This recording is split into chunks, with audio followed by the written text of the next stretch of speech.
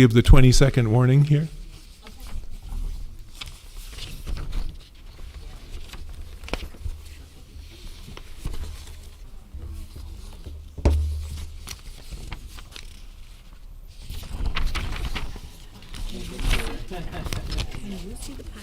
Pardon me? I'm not seeing. I'm just going to have to count on her to brief me. Okay, Crystal. Yeah, and she will. No, she doesn't have a signal to tell me. No, we're just going to find out, aren't we? Good evening and welcome, everybody. Welcome to the Silicon Valley Clean Energy Board of Directors meeting. Progress. Welcome, everybody, to the Silicon Valley Clean Energy Board meeting for Wednesday, October 11th. And let's go ahead and get started with the roll call. Thank you. I'll begin to my left. Alternate Director Craig. Here. Alternate Director Showalter. Here. Director Scozola. Here. Director Mohan. Here. Chair Tyson. Here. Vice Chair Walia. Present. Director Rennie. Here. Director Klein. Present. Director Lee. Present. Director Meadows. Present. Thank you. I will note that currently we have Director Martinez Beltran and Alternate Director Armendariz and Director Chua absent, but we do have a quorum of our board. Great, thank you very much. Let's move on now to the public comment on items not listed on the agenda. And I don't typically read this out. I will this time. The public may provide comment on any matter not listed on the agenda, provided that it is within the subject matter jurisdiction of Silicon Valley Clean Energy. Speakers are customarily limited to 3 minutes each. However, the board chair, that's me, is decreasing that to 1 minute for tonight. And we cannot, and I think that's all I want to say about that. So, do we have any public comment of people in the room? Seeing none, do we have any public comment online? We do. One person. This would be Bruce Carney. Okay, very good. Please proceed, Mr. Carney. Thank you very much. I will be as brief as I can. I just wanted to inform the board and the staff that members of the decarbonization advocacy community have become increasingly aware of challenges related to city building code, related to noise and setback requirements for heat pump equipment located in side yards, backyards, and possibly even front yards. And on a somewhat related topic, challenging requirements from building departments with respect to permitting and the processing of permits and inspections. And so I would just like to encourage all of the board members to make sure that their cities are really doing all that they can to be encouraging rather than discouraging of building electrification efforts. Thank you. Thank you, Mr. Carney. That's a very good message. And I don't know if you had the chance to say all that you wished to on that. It sounded like you planned it pretty well. All right. Go ahead. Oh. All right. So I think we got that message from him. Let's go ahead and move on to our consent calendar. And so we have items on the consent that you see in front of you. Do we have any public comment on items on the consent? Inside the room, I do not see any. And are there any public comments online? Hearing that there are none, let's look for discussion from council, what are we, directors? Chair Tyson. Director Meadows, please. Yes. I don't want you to get credit for, on page 4, Director Zagunis attended the Los Altos City Council meeting, not Los Altos Hills. Thank you for making that correction. Of course. Do we have any other comments or questions from the board? And I don't know if I see any. Are there any? Do we have any directors online? No. We do not have any. All right, that simplifies things. In that case, I'm looking for a motion. So moved. Thank you, Director Lee. And do we have a second? I'll second it. Thank you, Director Mohan. May we have a vote? Thank you. Chair Tyson. Yes. Vice Chair Walia. Aye. Director Scozola. Aye. Director Meadows. Aye. Rennie. Aye. Craig. Yes. Showalter. Yes. Klein. Aye. Lee. Aye. Mohan. Aye. And I will note that Director Martinez Beltran, Armendariz, and Chu are absent, but that motion carries. Very good. Thank you. Let's move on to the regular calendar, and we have the CEO report. And I do believe our acting CEO, Monica Padilla, is speaking.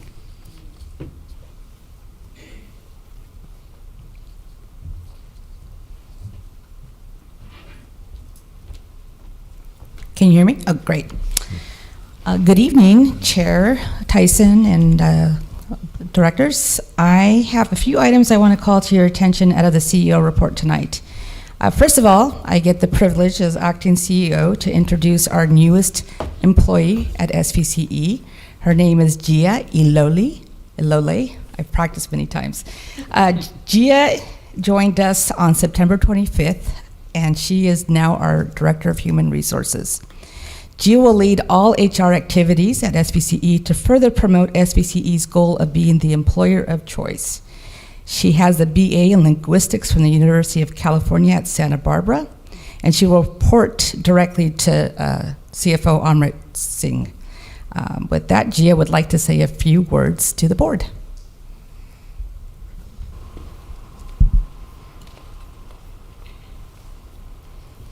Good evening, directors. Chair Tyson, so nice to meet all of you in person tonight.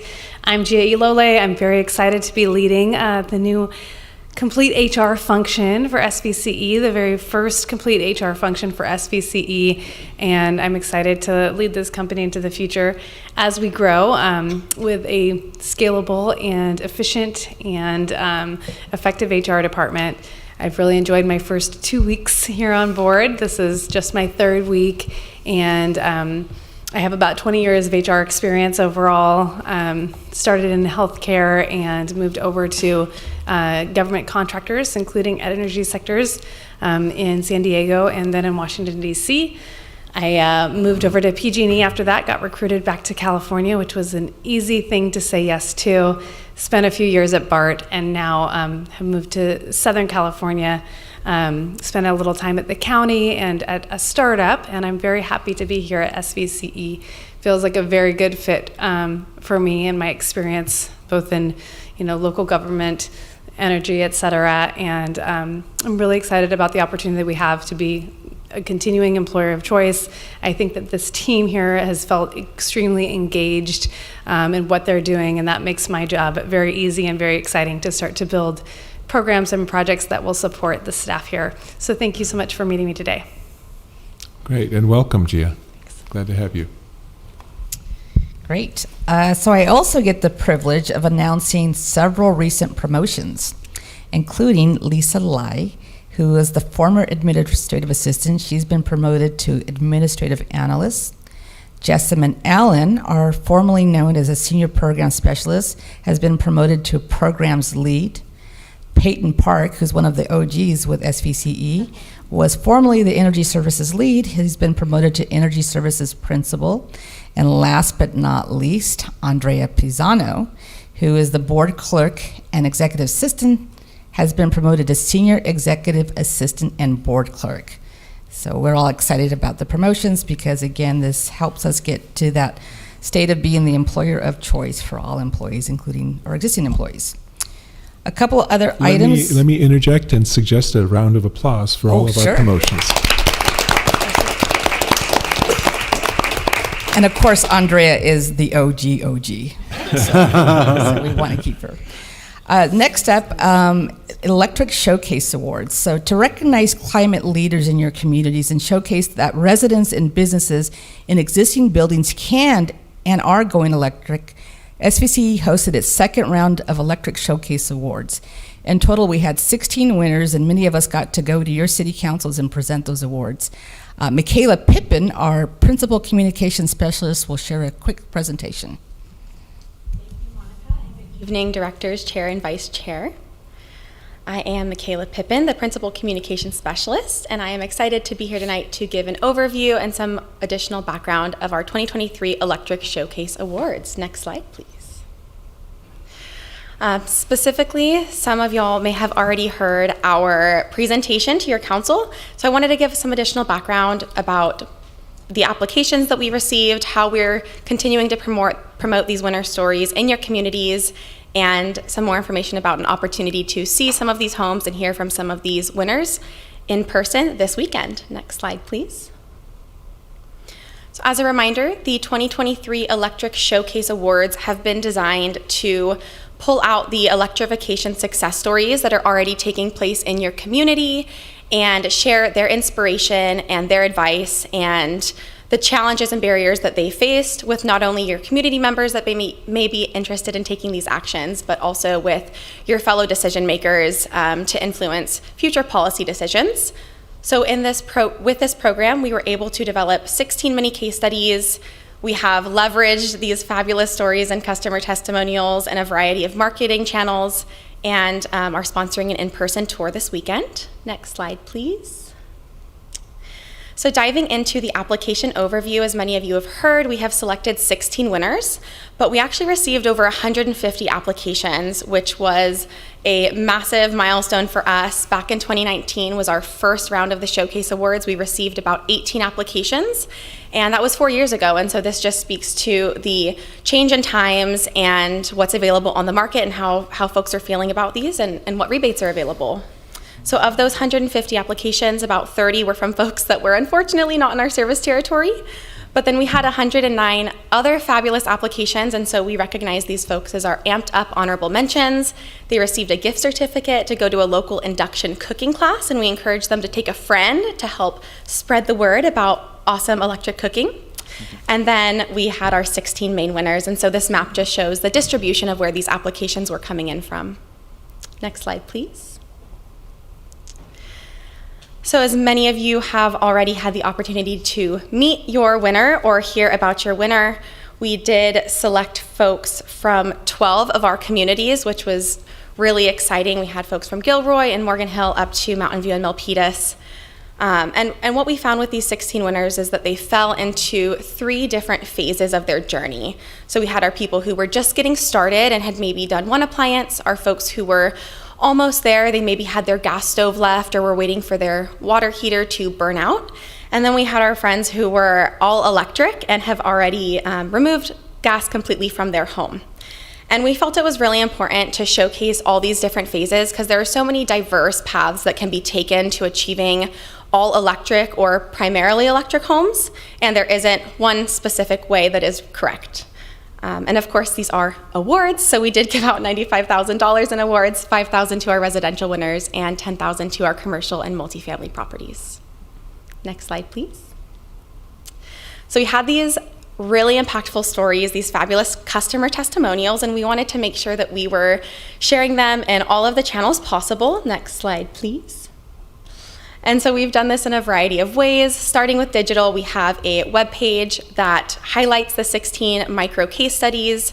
It has smiling customers and, again, their inspiration, their key advice, which is great. They talk about their interactions with contractors or, navigating the rebates that are available.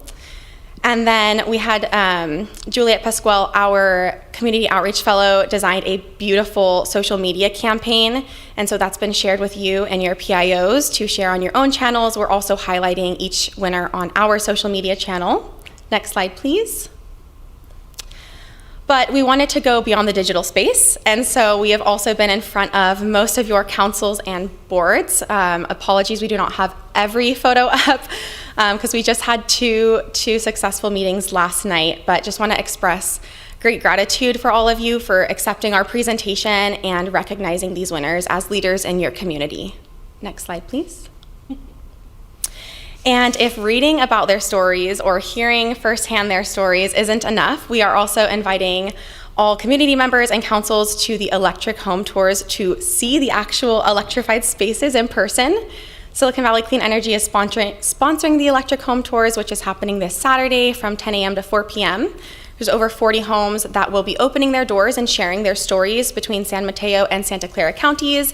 And since this slide was made, there's actually 770 people that are registered to tour these homes. So very impressive interest. The main host is affiliated with Actera, and registration is free but required to receive the list of addresses.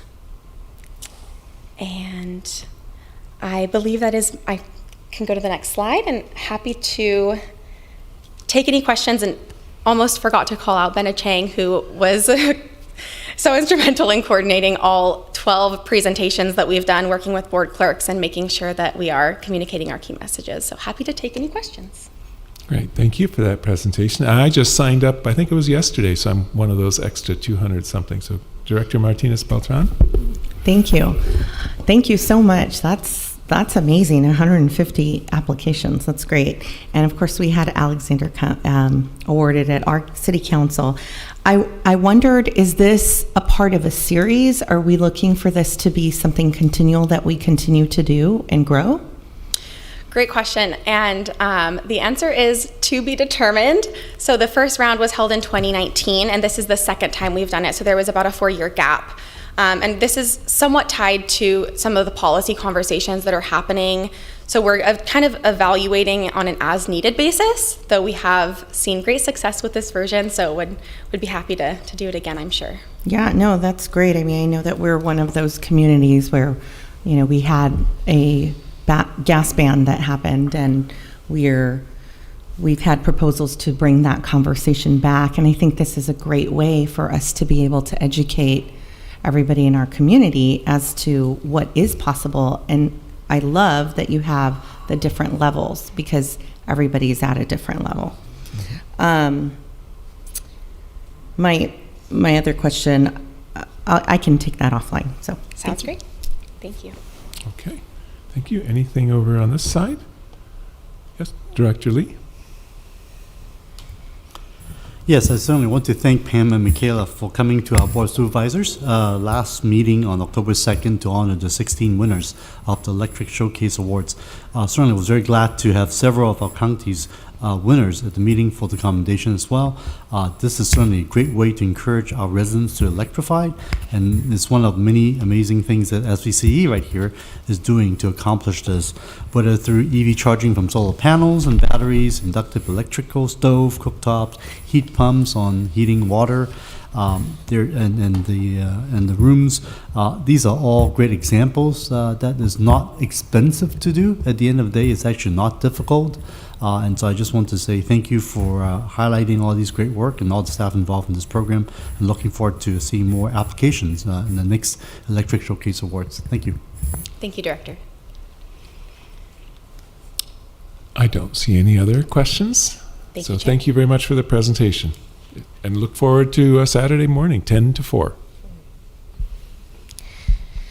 All right, next item I'd like to highlight from the CEO report is related to our decarbonization demonstration grant program.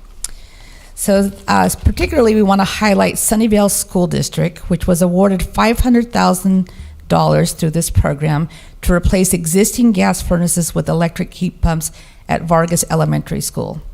So the grant aims to demonstrate the practicality and feasibility of upgrading buildings with electric appliances to both reduce pollution and improve health. In total, SVCE has distributed $3.6 million to 10 awardees through this engagement grant program. And the funding from this came from the savings that was associated with SVCE opting to take the PG&E carbon-free nuclear allocation in 2021 and 2022. So tonight we have Deputy Director of Decarbonization Programs and Policy, Zoe Elizabeth, who will present a short but very fun video with our very own Director Klein being featured. So, and I should say that there was a lot of help getting us here and a lot of input. It's a great video, and I couldn't name everybody tonight to thank, but go ahead. Yeah, thank you. And I have the easiest presentation of the evening, since Director Klein and our folks at Sunnyvale School do most of the work. The one thing that I just want to highlight is, so we have these, over $3 million in grants, and the whole point of these grants is to demonstrate, to basically take electrification out into the community, right? So we have a fire station and a senior center and a library, and others, an exercise center in Los Altos, and so this is kind of the first example that you're going to get to see, but it's really about the engagement and demonstration out in these community spaces as much as it is about the carbon emissions that are being reduced.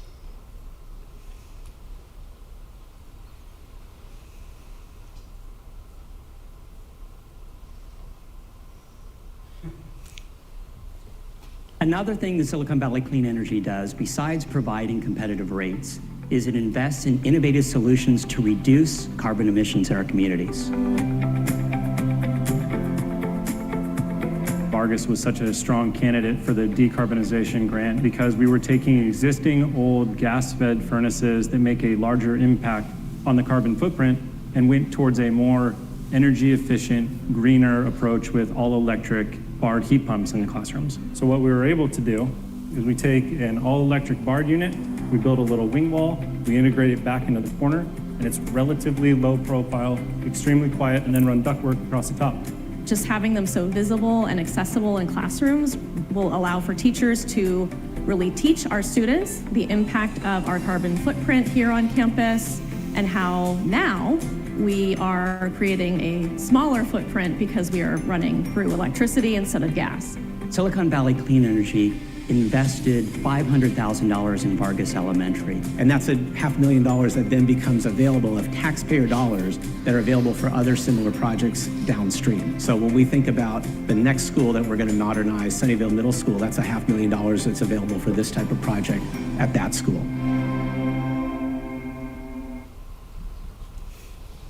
Thank you. All right, how about a round for them? Yes, Director Klein. And I just want to thank staff for making me look good, of course. but you know, thank you for investing in our schools. And our, you know, Sunnyvale School District already had a focus of trying to do that conversion, but what Silicon Valley Clean Energy was allowing them to do was speed up that process. And just to see, just looking at the equipment, I think is the big thing. You know, seeing, you know, what the electric heat pumps and how that was how they were dealing with heating and cooling. This is so much more efficient, and just showing an example of how it can be better for our students, you know, for all kinds of ways. And so thank you for this organization to be making a difference in Sunnyvale, but especially in our youth, and showing the environmental impact of the programs that we can put forward. So thank you. Great. Just one last announcement. Oh, are we done? Go ahead. Yeah. I just want to remind the board that we have our 5th ribbon cutting event scheduled for Yellow Pine 3 Solar Plus Storage located in Clark County, Nevada. That would be on November 1st. You're all welcome to attend. If you're interested in attending, though, please reach out to Michaela, who's coordinating this effort. And that would be it.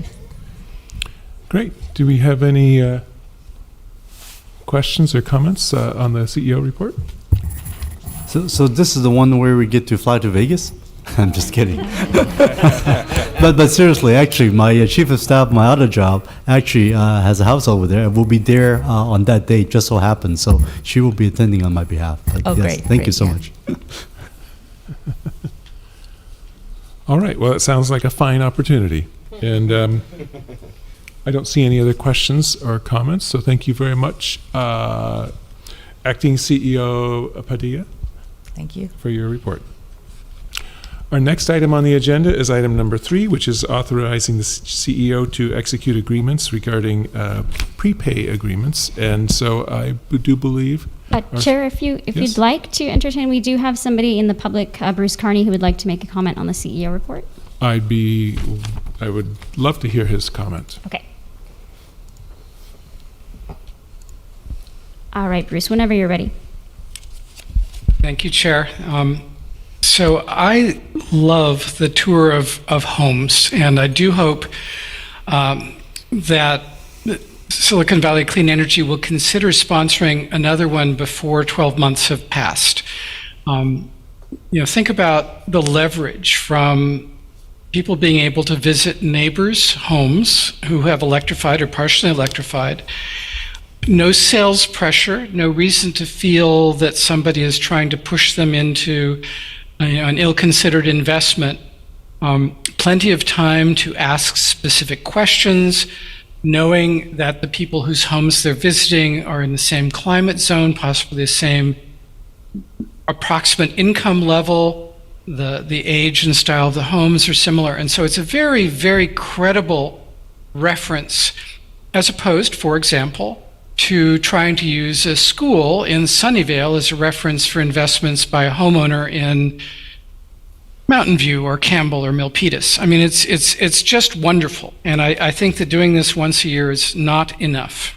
So I'll be volunteering to sit in the driveway of a home in San Carlos and hand out information about the homeowner's investments.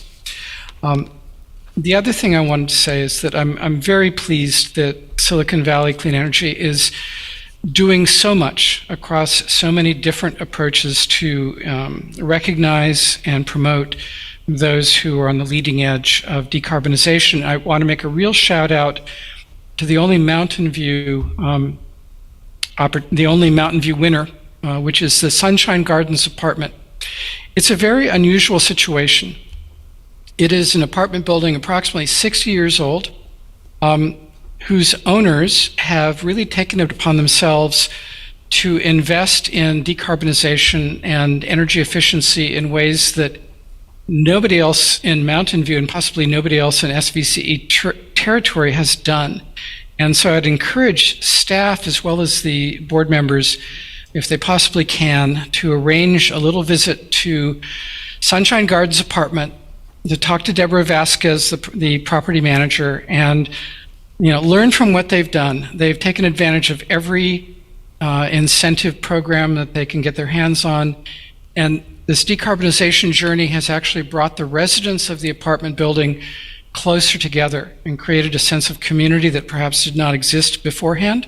And I just think it's a win-win-win kind of example, and I'd love to see it replicated across the entire valley. Thank you. Thank you for those thoughts. With that, let's go ahead and proceed with item number 3.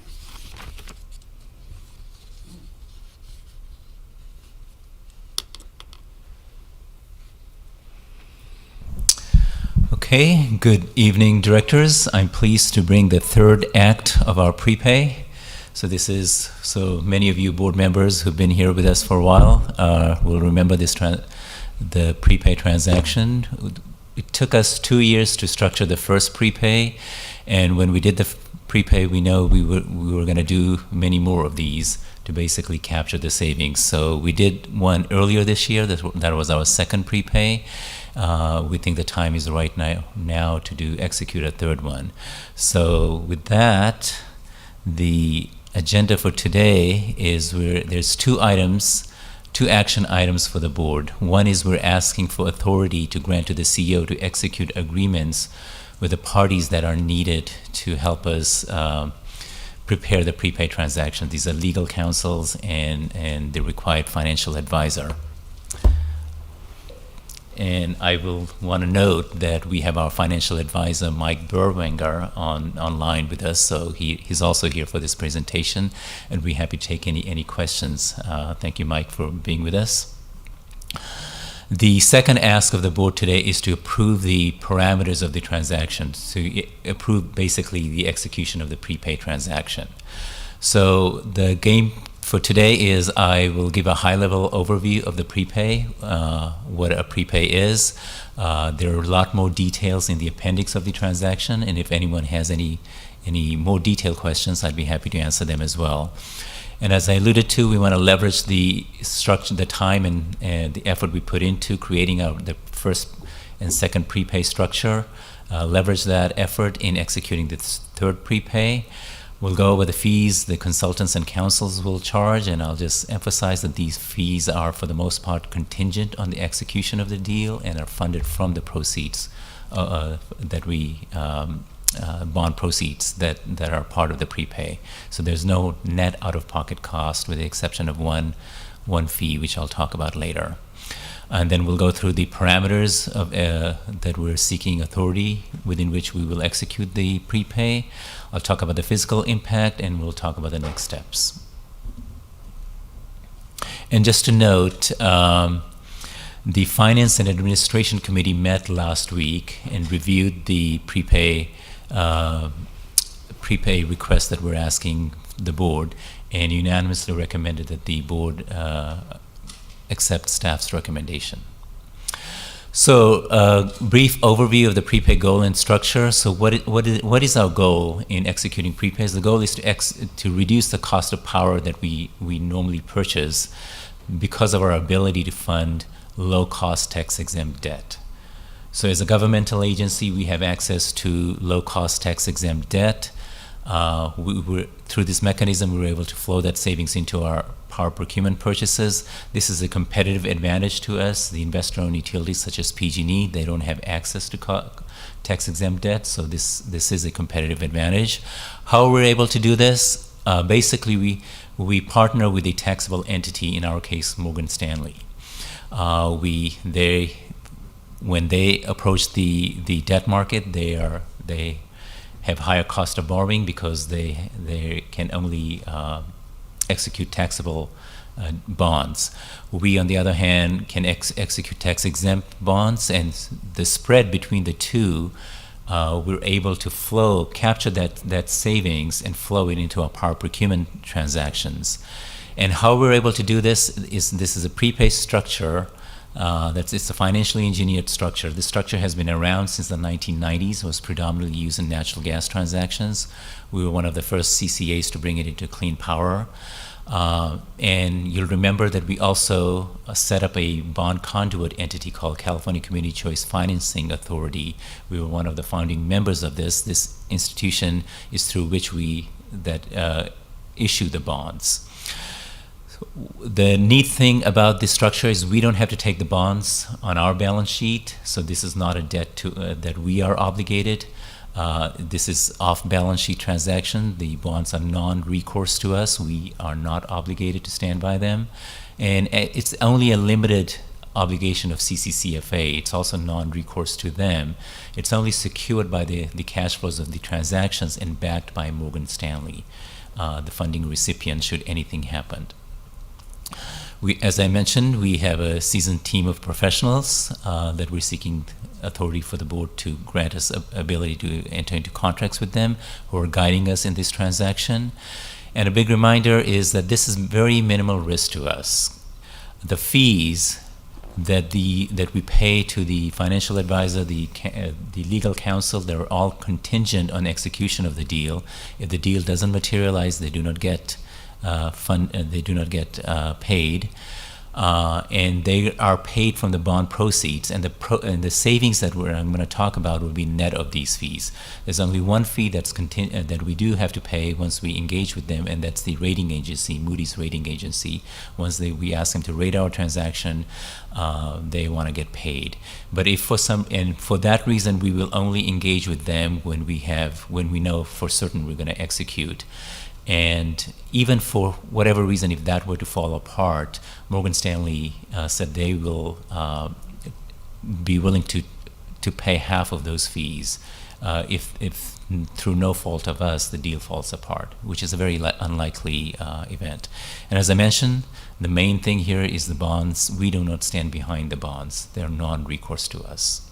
So that's sort of the overall review of the structure of the prepay transaction. As I said, we spent more than 2 years. For the first one, we had many committee meetings, many board meetings where we went through in detail. And I do have detailed slides in the appendix that also go through the mechanics of the transaction.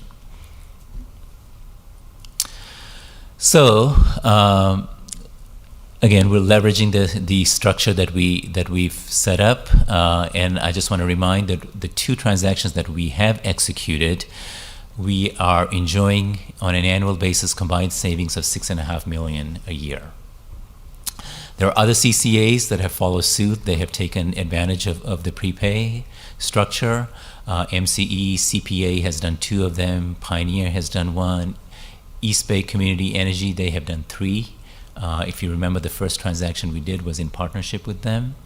3CE is also pursuing their first prepay transaction, and the par value of CCCFA executed transactions is just over $7 billion. So this is a significant entity that the investors are taking note of. So the transaction execution parameters within which that we're seeking board authority is we want to the execution will be contingent on that the aggregate principal amount of bonds will not exceed $1.5 billion. So this is a large amount. Again, these bonds are 30-year bonds, not 1 year, 30 years, so that's a large number. When we go to the market, likely we're going to be in the range of $900 to $1 billion. We're not going to go with a $1.5 billion upfront, but we're asking for this authority because if the market is there and there's substantial savings on the market and our bonds get oversubscribed, as that happened to us last couple of times, we want that flexibility, if the savings are substantial, to be able to flex to a higher number. And all of this is we can still accommodate at the load, and I'll talk about later. And also the execution is contingent that the bonds are not, bonds issued by CFA are not guaranteed obligations of SVCE. The overall savings shall be at least 8% during the initial term of the bonds, based on the power price that will be established. Some other parameters we're asking for here is the commodity swap fee that's part of this transaction that's required, not to exceed 50 cents a megawatt hour. And again, these are 30-year bonds. The initial term of the bonds will be somewhere between 5 to 10 years, depending on the optimal spread that we see in the market. After the initial term, same as our first two transactions, the bonds will be repriced, and there is a minimum threshold that we establish up front, and we're thinking of that would be expected to be somewhere around 4%, and we'll nail this number down as we get closer to transaction time. The other authority we're seeking is that approval of Morgan Stanley as a prepay supplier. They were the prepay supplier for our first two transactions. We spent a significant amount of time when we did the first prepay, when we did an RFP among all the other active players in the prepay market, and we had selected Morgan Stanley. And when we selected them, we knew we were going to do more than one transaction because of the effort required to establish the prepay structure with this counterparty. The authority we're seeking is that the bond underwriting fee not exceed $5 per bond, plus an underwriting expenses not to exceed 50 cents per bond.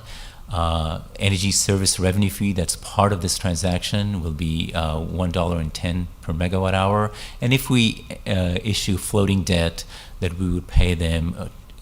We've already agreed we'll pay 4 basis points, but we're asking for some flexibility here, 2 to 4 basis points on the interest rate swap, of mid-market swap. These are same fees that they've charged us for the first two transactions.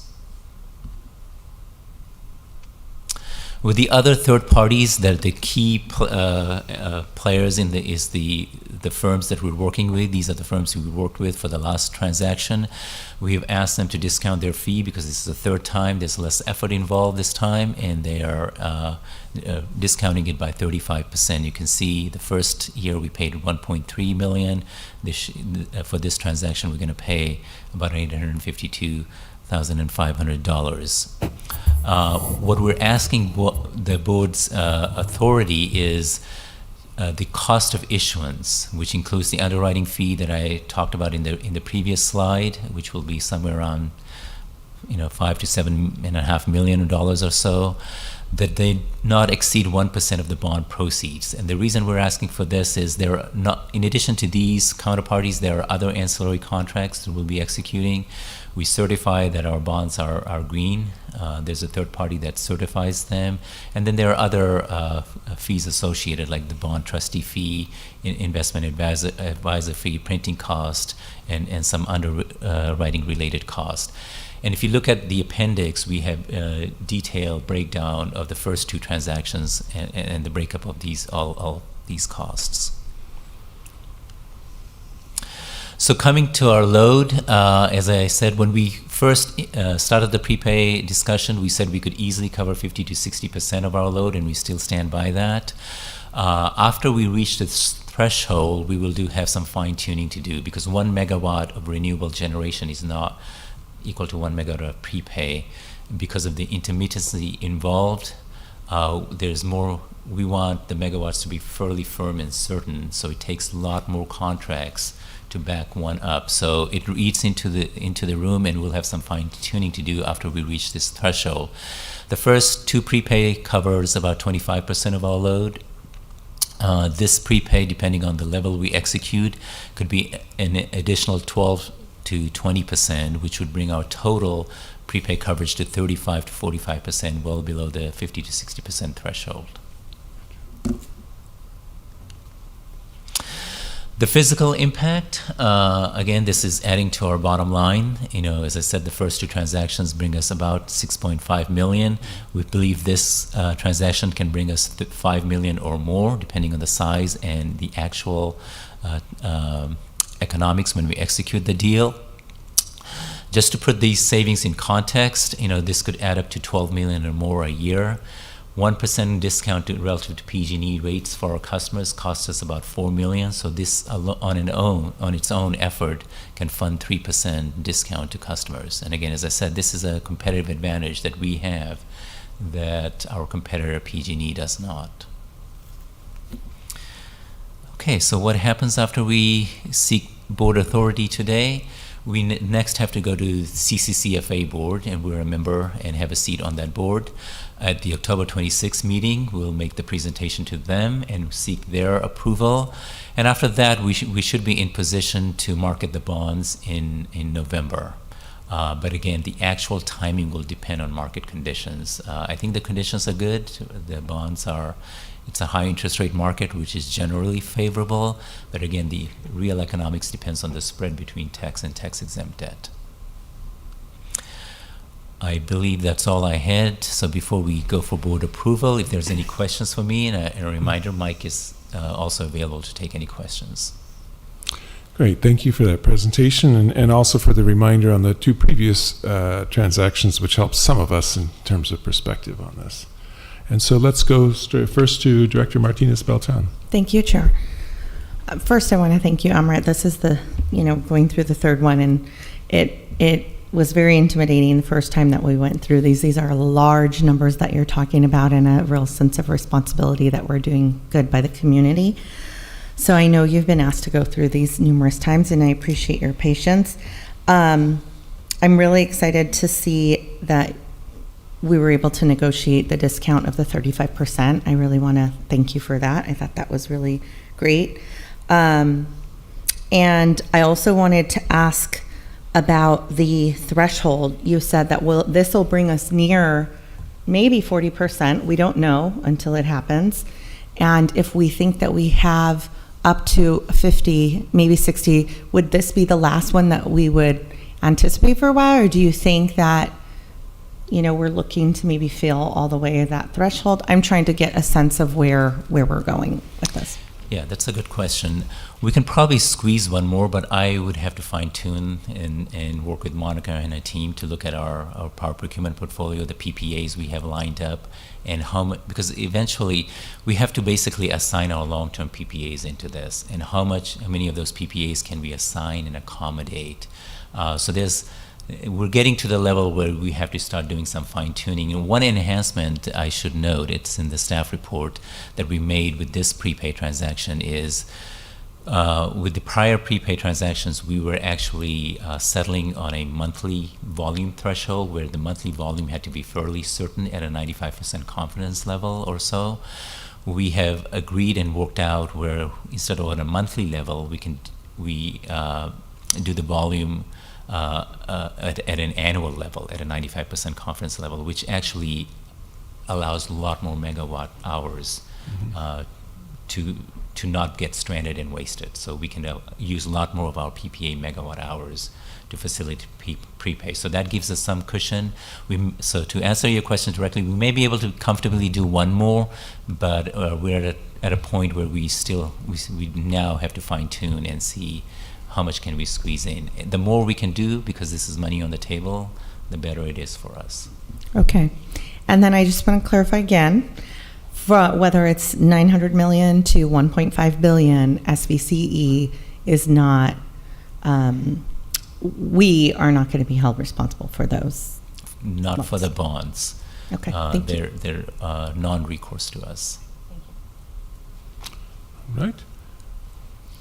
Director Lee? Yeah, thank you. You mentioned about the 35% negotiated discount on the service, the financial advisors and the lawyers, which is great. Looking at those three, that we got discount on those, but the last one we didn't, which is the Moody's Investor Service, is that one that's not very negotiable? It's all based on just the size of the offer? That's based on the size of the offer, and that's really not negotiable. And Mike, I don't know if you have anything you want to add to that. Unfortunately, it is not negotiable, and it is based on the size, so it could be large if we go with the full size. So in terms of these rating agencies, we have Moody's, we know we have S&P. Is it kind of like a duopoly that we've got basically out there? Yeah, and I think Moody's is the predominant prepay rater. Right. Okay. No, I just want to say thank you for the the very good report. I mean, obviously, we want to take advantage of the interest rate environment, which of course changes every day. We don't have the crystal ball, but when we last spoke, I think you mentioned that assuming everything goes through and we've got this passed tonight, and we will be able to potentially go to the market as early as sometime in November. That's correct. Great. Okay, thank you so much. Thank you. Okay. Director Scozzolo? Yeah, I really appreciate the presentation. I also agree full-heartedly. I really appreciate getting those discounts, and that wasn't just, I could see that easily being like not thought of, quite frankly, and I appreciate any savings that we can get. And we are talking big numbers, of course, and that is definitely certainly intimidating, at least to me. But what I like most about what I'm hearing here is 2 words: minimal risks. That's my favorite thing about this. So I really appreciate that. I'm loving that we're going in that direction. We have the big reserves, and now I'm hearing minimal risks, and I hope that we keep continuing to approach all of our finances in that way. Thank you for that. I do believe that's it for comments, so thank you for that presentation. And so with that, I'm looking for now some public comment. I don't see any in the room. Do we have any online? No hands raised. No public comment online. So in that case, I'm looking for a motion. Move to authorize the CEO to execute agreements with firms providing services to enable SVCE to execute its third prepay and to execute the power supply contract with the California Community Choice Financing Authority and related supporting agreements. Thank you, Director Beltran. I second. Yep. All right, we have a motion and a second.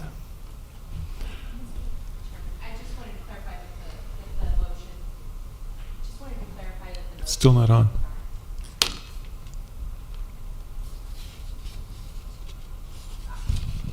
To clarify, the motion is to adopt the resolution. Yes, sorry. I was just reading from my agenda. Thank you. Thank you. And your second? Second as amended. Okay. Shall we proceed with the vote? Thank you, Chair. And just to confirm, there are 2 resolutions, Resolution 2023-17 and 2023-18. And with that, we will go for a vote. Chair Tyson? Yes. Vice Chair Walia? Aye. Director Scozola? Aye. Director Meadows? Aye. Director Rennie? Aye. Director Craig? Yes. Director Martinez-Beltran? Yes. Alternate Director Showalter? Yes. Director Klein? Aye. Director Lee? Aye. Director Mohan? Aye. Alternate Director Armendariz? Yes. Thank you, and I will note that Director Chua is absent, but that motion carries. Great. Thank you very much, and congratulations to the whole team for putting that together. Let's move on to item number 4, which is a study session, and that's a decarbonization program overview. And I do believe Mr. Justin's going to be coming up here. Justin Zagunas. That's what I meant to say.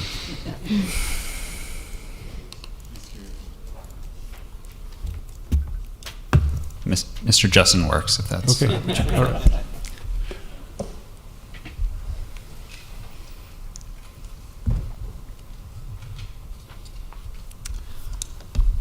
Good evening, directors. Really excited to be here this evening to talk about programs, which is my favorite topic. Programs and policy, favorite topics, I should say. This is really, part of what I would describe as kind of a wider effort to just get a little bit more information in front of the board on the great work that we're doing on programs and policy, and you heard some wonderful presentations already this evening on that front. We're also, updating the reporting that we're bringing to the board in the board packet on a quarterly basis, and that's in every board packet. But we wanted to have this kind of opportunity for a discussion as well. And so this is very similar in spirit to the study session that you all had with Monica and Marin a few months ago. And so we called this a study session as well.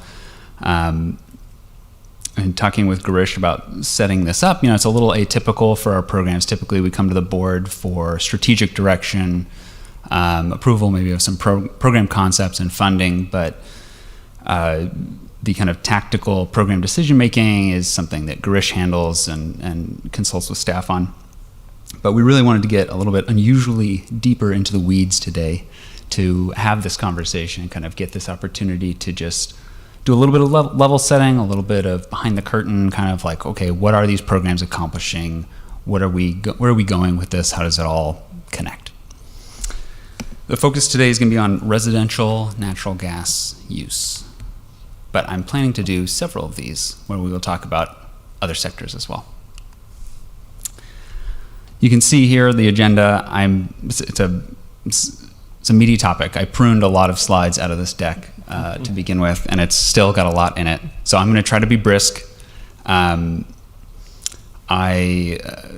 facilitate that, I'm going to ask maybe that I have groupings of slides where I can pause after each kind of set of slides and just see if there's any clarifying questions that anyone has before we move to the next set, and then we can take a longer pause at the end to just comments, questions, anything, go back to it. But obviously feel free to stop me if there's something that needs to be addressed. Okay, so to start with, I'm going to look at this wonderful pie chart. This is a pie chart representing our 2022 emissions for SVCE territory.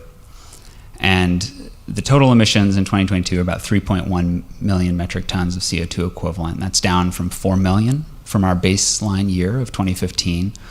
Most of those reductions are coming from the electricity sector. I think, as you can see from this chart, residential vehicle gasoline use is a really big portion of our remaining emissions, as are buildings. The two building sectors add up to about 37%. So that's like a third residential vehicles, a third buildings. Focusing on a couple of these wedges that we spend a little bit more time on the program side, there's about 1.1 million machines. And I say machines as kind of a general term here, but those make up about 80% of our emissions. And so you can see, residential buildings, natural gas, what we're going to talk about today, it's over 600,000 things that are out there that are not electric today, that we'd really like to get electric to zero out that emissions wedge. Also a lot of vehicles. We'll talk about non-residential buildings probably in the future. You can see, it's a similar sized wedge with a lot fewer machines there, but it's a little bit more of a nascent market than the residential side. As I said, today going to focus really on residential buildings, natural gas. So this is sort of a more detailed breakdown just of this sector to start with. About 500,000 metric tons of CO2 equivalent. And you can see the number of machines here. Biggest single number is 230,000 water heaters that are non-electric today, are fueled by fossil fuels. And then I've also included a little bit of information on the portfolio of programs that we have for this sector. So this has been a main focus for our programs. $50 million budget allocated to this, 9 active programs, 10 that we're working on getting out there, and 7 that are closed. So I'm going to pause here for a second to see if there's any questions to start with. Yeah. I would just, looking at this, my first thought is all machines are not made equal here in terms of the pollution they're creating. Mm-hmm. And I would start thinking, well, wouldn't it be easier to go after the blocks where one machine has a bigger impact because that's less decisions that you have to choose? But one of the things we're going after is water heaters, and that seems to be that block has one of the largest number of machines and actually looks like the third largest piece of the pie. So it's almost not the best place to go after if you're thinking in terms of number of decisions that need to be made to make it happen. So just a thought on that. I don't know what you think about that. Yeah, I mean, it's a great observation, and I think really jumps off of this look at this, right, is that a lot of emissions from fewer machines. As you say, they're not all created equal. So even in this wedge, there's a lot of large commercial or industrial usage, which are really hard to electrify, at least with what we have today. And so, yeah, it's only one decision, but the decision today might, really be no, can't electrify it because there's nothing there to replace it with. A lot of the remaining machines are small, medium business in that sector, and that's a really hard market as well to penetrate due to some differences, right, in terms of the tenant and the owner. And so it's complicated, I guess. I would agree. I think ideally we'd love to be going after fewer decisions, bigger impacts. At the same time, we're going to need to tackle all of this, and so we're starting, or we've been really focused on the residential side because certainly not in our area for water heaters, for example, but other parts of the country have heat pumps. They're already doing all of this, right? And so this market is more developed. It's more of a mindset shift, paradigm shift that we need to accomplish here. So in some ways we're closer on that, even though there's a lot more people we need to touch and convince. So I hope that, those are my thoughts on it, I guess. I think it's a good question, or a good thing to be looking at. Great. Director Lee?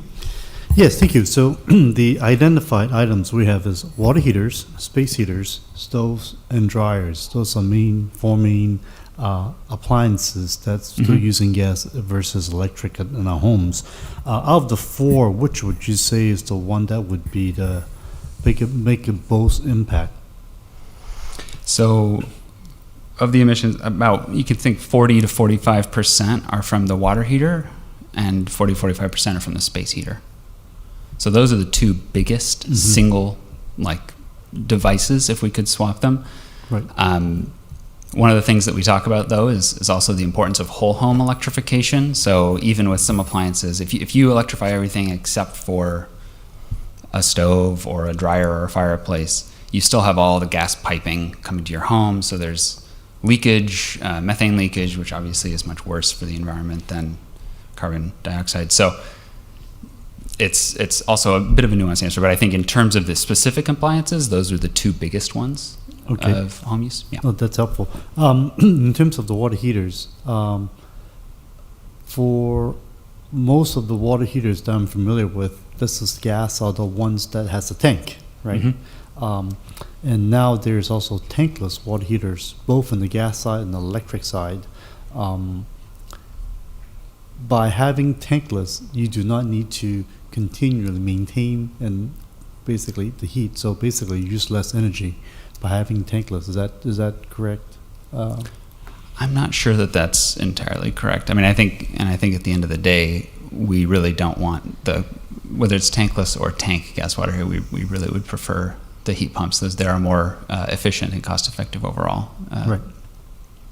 Okay. So basically, that's what we're promoting. So on the water heater per se. So we're promoting water heaters it doesn't matter if it's tankless or tank, but we're just promoting electric use for heating water, period. That's the thing. Promoting, we promote heat pump water heaters specifically, and those are tanked. Those are tanked. Yep. Okay. Because I was reading one of the recipient of the award, actually they changed it to they say tankless water heater for, I believe was it a nail salon or? Yeah, you can get electric tankless as well, and that's something that works for some customers. But in terms of the typical home use, it's going to be a heat pump water heater is what we push. Is what we most okay. Yeah. Thank you so much. Great. Director Lee's question prompted a comment or question from me. If, let's say, we're trying to choose and what to focus on, space heaters or water heaters, would it be fair to say that our ability to have renewable energy is at its greatest during the times of maximum solar input, and therefore a water heater, which continues to work year-round, even during that period where we have that renewable energy more readily at lower cost, is the thing we should push for more than a space heater, which tends to only be run during the periods when there's less solar energy? Would that be a way to look at it? I think if I'm following, I think that would be a way to look at it. I think that at the end of the day, we are trying to, we're tackling both, right? Because we really want to manage this transition effectively at scale. We're going to need to prune back the gas system at the end of the day. And so if we're just picking one appliance in a home, or we're, going to a home and just working on one or the other appliance, it's really not going to be the most kind of effective way of doing this. And so, I think that you're right. There's certainly a lot to be said for managing appliances when they use the electricity, and that has impacts on how many GHG emission reductions you get per appliance based on maybe when it's consuming things, how often it's consuming gas, and then when it would consume electricity and how clean that electricity would be, which I think is what you were pointing towards. But I think that's something that as we move into the future of the grid and bringing on more renewable projects and thinking about, you've heard the term virtual power plant and kind of that direction of really managing the load to match the supply. That's something that we're going to need to do for pretty much any of the appliances that we're working on. So something like pre-cooling or preheating the water during the middle of the day is a solution to that, even if it's more of a year-round. Yes, I see that. Okay, thank you. Director Rennie? I just have to go back and mention it. Harvest Thermal is a company that SVCE has given grants to, and they have a system, unfortunately it's not too prevalent yet, where they use water and they just heat water during the middle of the day, and then that water is used through a heat exchanger for your space heating whenever, so you can heat it during the middle of the day, and not in the evening or the times when there isn't the energy. This is really turning into a study session. I really like how this is working. Yeah. Okay. All right. Director Meadows. Yes. So yet another water heater focused question. And actually it occurred to me earlier, but now's a better time to ask the question. Sure. Just ask. Siri said, sure, just ask. Not talking to you, Siri. Yes, we are. So in the brochure with the awards, Mountain View Sunshine Gardens has solar water heaters. These are prevalent in Hawaii. Obviously, the seasons in Hawaii aren't quite as pronounced as they are here, but we're not the East Coast either, or the Midwest for that matter. So why isn't there a greater preponderance of solar water heaters? Is it an aesthetic issue? Is it zoning issues? Because I don't know that our cities allow, or is it an efficiency issues? So here, this complex does have solar water heaters, but you don't see them here. You see them all over in Hawaii, though.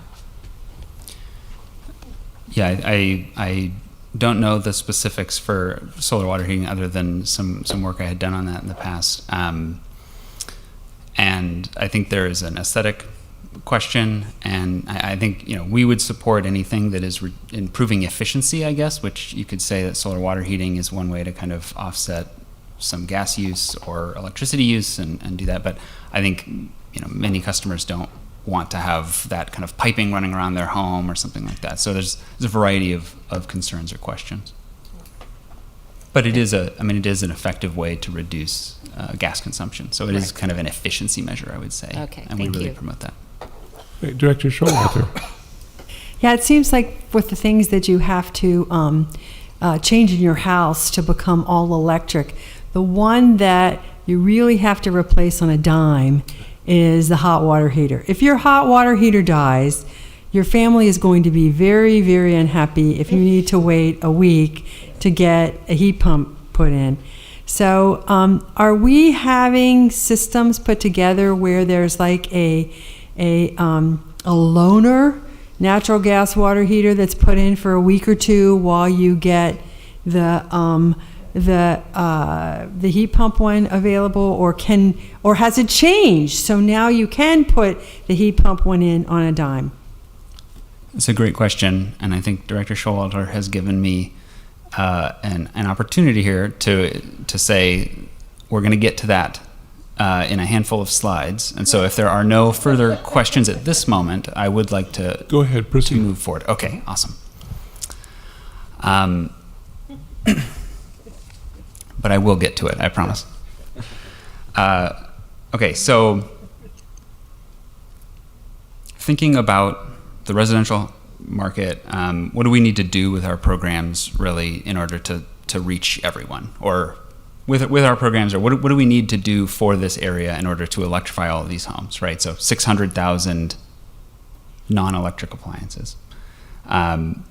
Market transformation. And that's kind of a little bit of a nebulous term for me, so I broke it out here into kind of 5 pieces of what I think we need to kind of be pushing towards. There's affordability through incentives and lower upfront costs. There's awareness and acceptance of these electric technologies, the existence of this equipment that's providing a quality customer experience and is available on the Home Depot shelves or in a contractor's truck.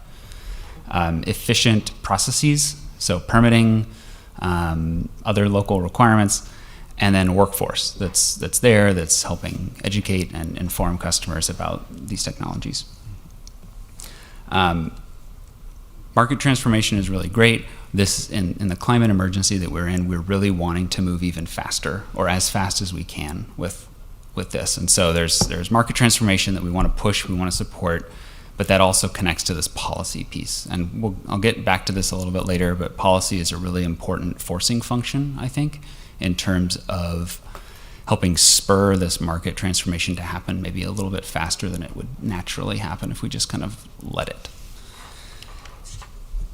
So I have just a couple of graphs to go over that are kind of background info before we get into some program content. This first one, as you can see, is showing quite a few pieces of information, but I'll just focus you on, this is the number of housing units constructed by decade. So you see the decades on the x-axis here on the bottom, number of housing units on the y-axis. And you can see the legend on the right, but the big green section of the bar is the single family owned, and then we have single family rented, multifamily rented, condo owned, and mobile home. And I think it's really instructive to see, you know intuitively that the housing stock is not uniform, but to see how it is heterogeneous in this way is really important, I think, because it shows you that we have a lot of customers in a lot of different situations. And you can also see down below the x-axis some kind of key benchmarks that we've called out.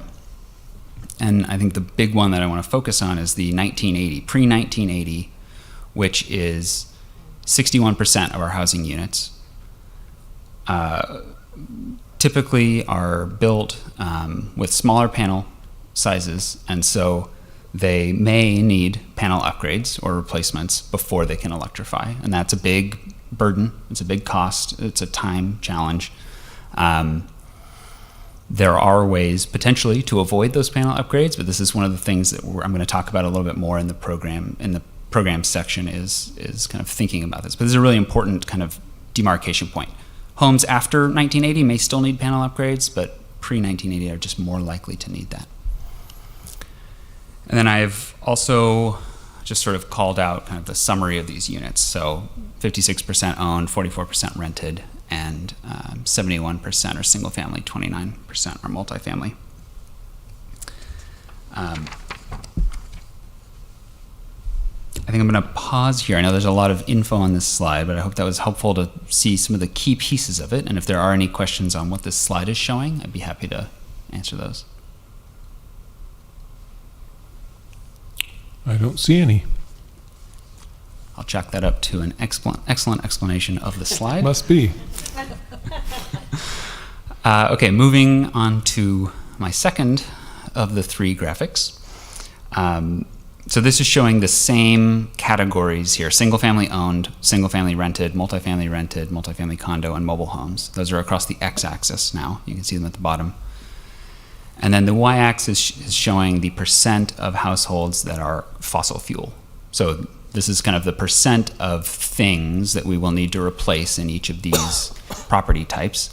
The yellow bar is showing space heating, green bar is showing water heating, blue bar is showing cooking. So I think the interesting things here are water heating, the green bar, pretty consistent.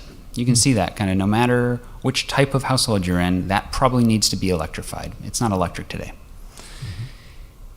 If you look at space heating, the yellow, you can see that typically for multifamily properties, whether that's owned or rented, space heating is less likely to be non-electric. I've got too many negatives in that sentence. Space heating is more likely to already be electric. That's what I'm trying to say. Thank you. Whereas for single-family homes, more likely to need to be replaced as we electrify. And then for cooking, it's interesting, the two rented property types are more likely to be electric today. And the two owned property types there are more likely to be gas today or other fossil fuel. And then mobile homes are kind of a little bit more unique, maybe more likely to have propane or something else like that. So some really interesting, I think, data. Again, the point is just heterogeneity in the building stock and in kind of what customers are facing. The third and final chart here, or table, is looking at our SVCEA, which is Socioeconomic Vulnerability Index. This is the way that we really kind of look at our underserved customers. You can see the definition here at the top. I've pulled just a handful of kind of data that we look at. I think what this shows really is that SEVI 3 and 4, which are our more vulnerable customers, are more likely to be multifamily tenants. That's what these two rows are showing you.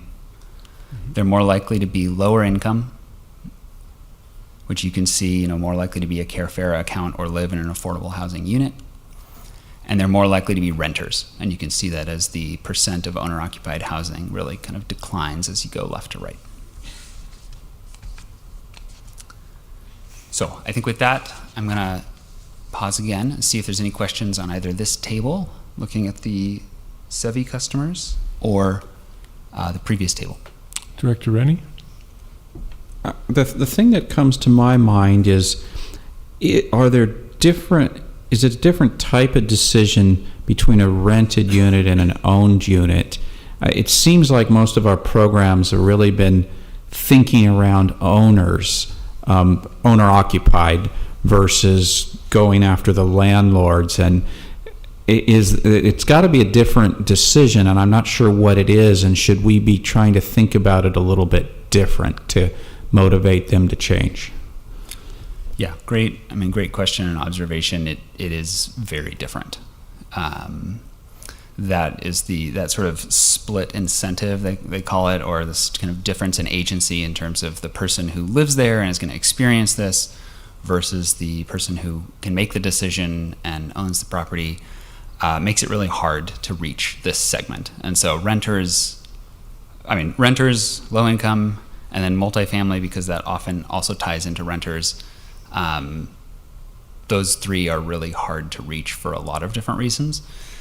We typically, historically, our programs have been focused more towards single-family homeowners, or owner-occupied, as you say.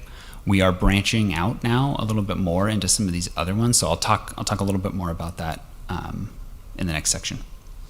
And just a quick follow-on. So multifamily, are they typically a separate unit for a separate heating unit, or cooling unit or water heating for each unit, or are they more a large unit serving several dwelling units? Because again, that goes to number of decisions. If or maybe it's easier replace one thing and cover a larger number of units. Yeah. It varies a little bit between small multifamily, which looks often more like a single family situation. So actually our Future Fit Homes rebate program, which we'll get into in a second, we do allow small multifamily to also take advantage of those rebates because the systems look actually very similar to a single family system. For larger multifamily, I think water heating maybe varies a little bit more, where it could be in unit or near unit, or it could be central. I have that backwards. Water heating is I think going to be more centralized, although again it does vary even for large multifamily. And then like heating maybe is going to be local. So either the baseboard heating or split HVAC system.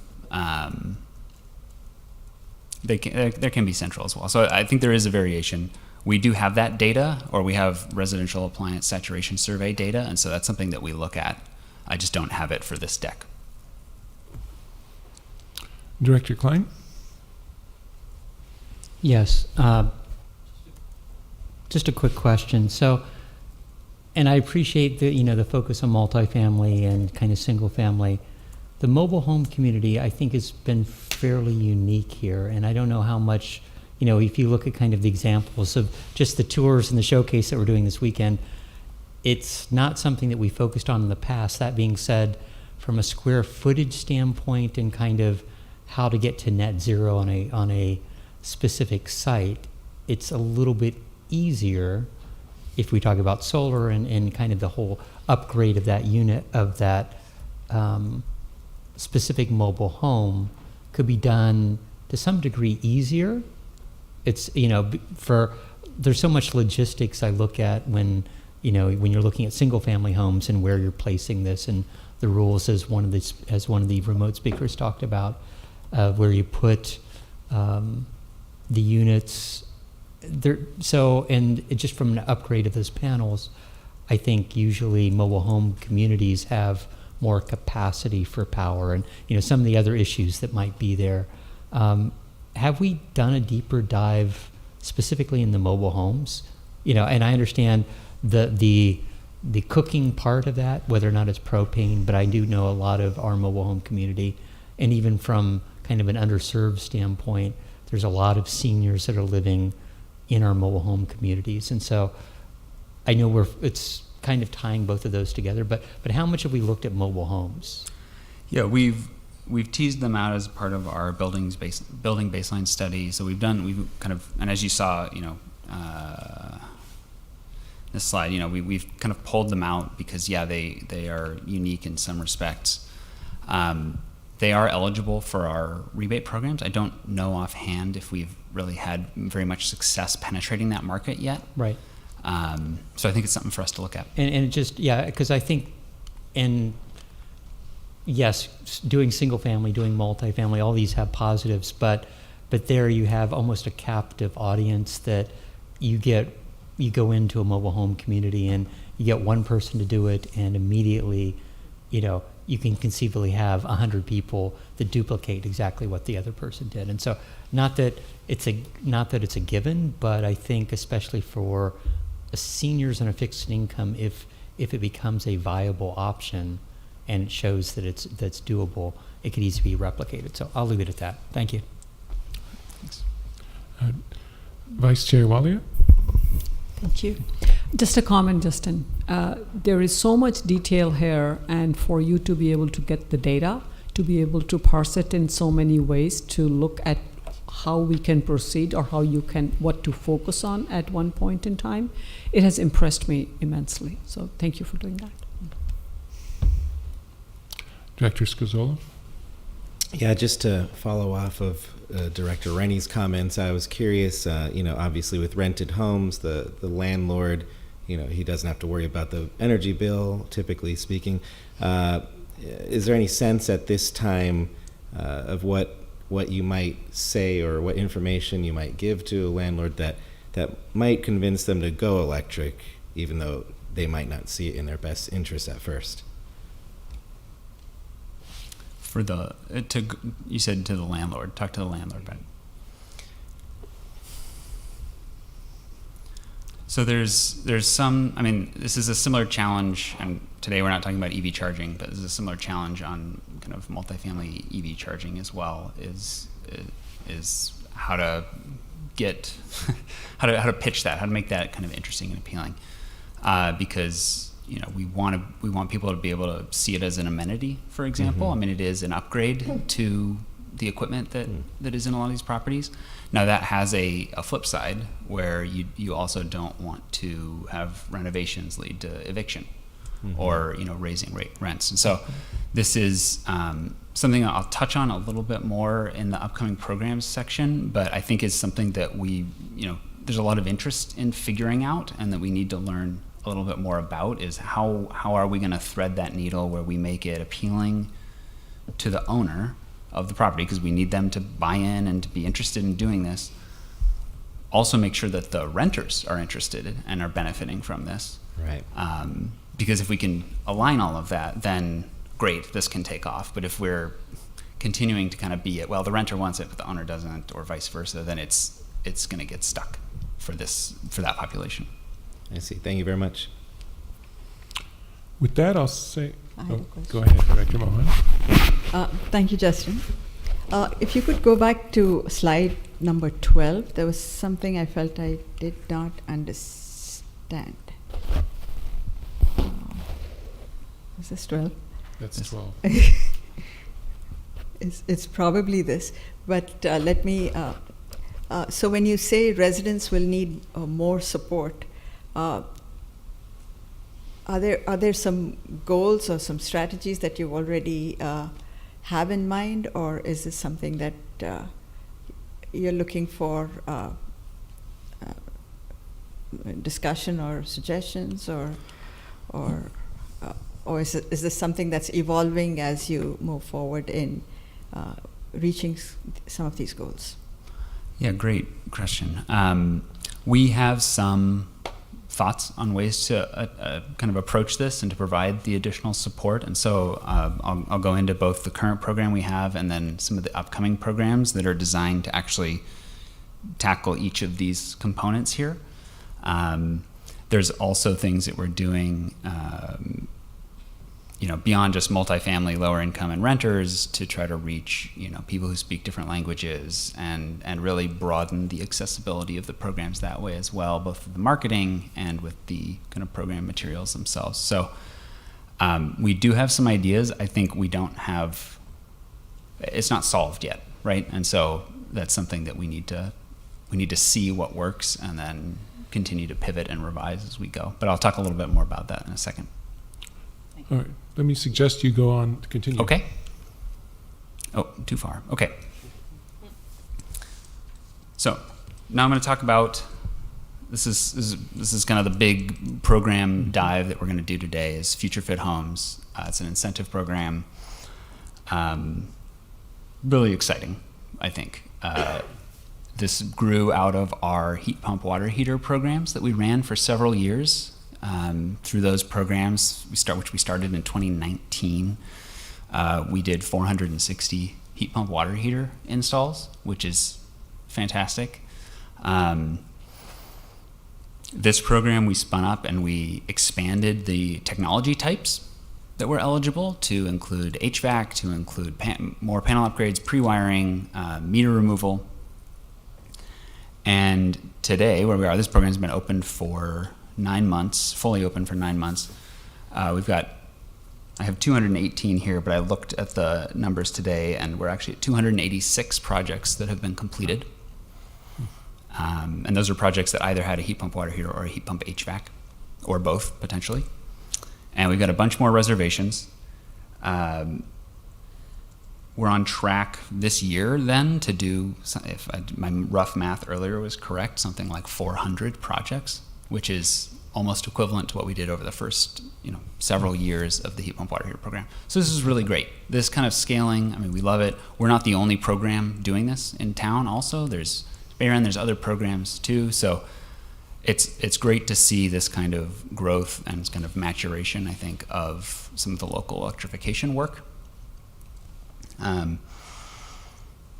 You can see here at the bottom, I've got this table showing the reservations that we have, as well as the number of projects complete by technology type, as well as the incentive that's available for each of those technologies. One thing that we have in this program also is there's an additional $1,000 per each of these rebates that's available for customers who are income qualified. And they can be income qualified either by being on Carefera rate or by participating in another income qualified program. And they just have to show proof of that to make that really simple rather than having to give a lot of documentation to us.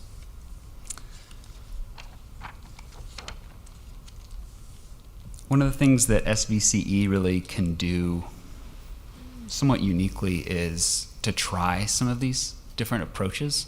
And so with this program, you know, we included a lot of pretty interesting design elements, you know, pushing whole home electrification by including a pre-wiring incentive. The third and fourth bullets here are, you know, something that I talked about on the slide showing that 61% of our units are pre-1980 and may require panel upgrades. And so one of the things that we wanted to include in this program and have added over time is, well, maybe there's ways we can help people avoid those panel upgrades. And there's technology, circuit pausers and splitters, which can help people do that. 120 volt heat pump water heaters require, you know, less wiring and less panel capacity. So these are things that can make installs both simpler and potentially avoid a lot of these costs. And this is stuff that we have looked at as the technology has come out. We added it to our program eligibility so that our customers can actually take advantage of these things. And we're continuing to identify new approaches to try to implement, including the emergency water heater loaner program for those emergency replacements. And this is one that we're looking at probably for Q1 or Q2 of next year to roll that out. It's something that will require us to kind of have a more direct relationship with the contractor, and so we want to fully flesh that out so that we can offer our customers kind of this prepackaged option to get a loaner if they have an emergency replacement need. We've also done things to improve access to the program, so we're very open to letting customers layer incentives with other programs, which is something that doesn't always happen with an incentive program, so it can lead to customer kind of confusion or challenges in navigating this landscape, and it's already a challenging enough landscape. We changed the program about 6 months in, this was a couple of months ago, to allow retroactive rebates. So prior to that, we had been requiring a reservation up front, and then we got some feedback from customers, you know, that potentially if there was an emergency replacement, that it would be hard for them to apply in time. And so we opened that pathway up, and so that's something that we're continuing to expand and kind of increase the retroactive window for application there. And then we've rolled out a Spanish language version of our ads and the application materials themselves. And I included, just because I like these marketing pieces, I included some of the ads that we've been running in different media. Finally, I want to talk about some of the analysis we do of the programmers we're running it and kind of seeing who we're reaching. So we've got a table here sort of showing, you know, which cities the different reservations are in, as well as what I think is really interesting, the Carefera customer reservations. And they total about 5% of all of our reservations as Carefera, which is a little bit under the kind of natural portion of Carefera customers in our territory. And I think when you think about that, that's not super surprising, because what we saw before is that the Carefera customers, or the SEBI 3 and 4 customers, the more underserved customers, are more typically renters, lower income, and so it's going to be harder to reach them. And so that's why we are rolling out several new programs. First of which is this concierge, which is something I'm really excited about, because it's going to help advise people, walk through options, connect them to the various resources that are out there, give them advice on, you know, avoiding a panel upgrade or a question that they should ask their contractor, comprehensive support, and really meeting people where they are, depending on what their questions are. There's a lot of interest in this concept, this concierge idea, because you know, as we think about scaling, as we think about the region starting to do a lot more electrification, I think one of the gaps that a lot of our stakeholders have identified and that we've certainly seen is this, like, how do we help people who aren't super energy savvy do this? And so there's interest in this, you know, basically this demo that we're running on, okay, does this bridge the gap? Or who does this work for? What approaches have worked? Another program that we're going to roll out soon is the multifamily direct install program. this is going to be upgrading to electric for larger multifamily affordable housing units.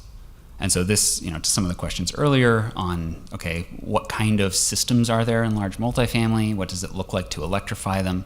This is going to be a way for us to try that and learn while also reaching this population. We're also going to include efficiency and other upgrades to this program, such as replacing inefficient electric baseboard heating where we find it, to make sure that we're kind of helping reduce customer bills at these locations, and that's something we're going to be managing closely. Finally, the on-bill financing program. This is one that I think the board has heard about from us a little bit before because we've been engaged with the CPUC talking about the statewide tariffed on-bill financing program. And that is a really interesting concept because it's one way that we will be able to reach renters because it's essentially is financing that you pay back based on bill savings. And so there's a lot of work you have to put in order to make sure there are bill savings, obviously.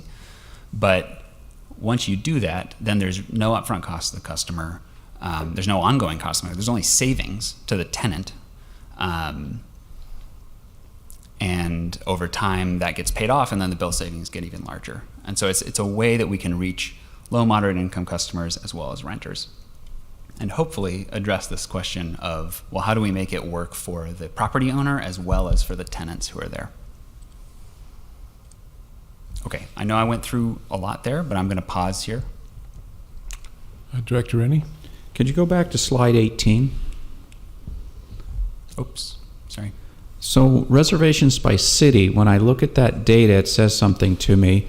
I was surprised to see Saratoga and Los Gatos pretty far up the list because we're on the smaller side of the cities, but we're also on the wealthier side of the cities.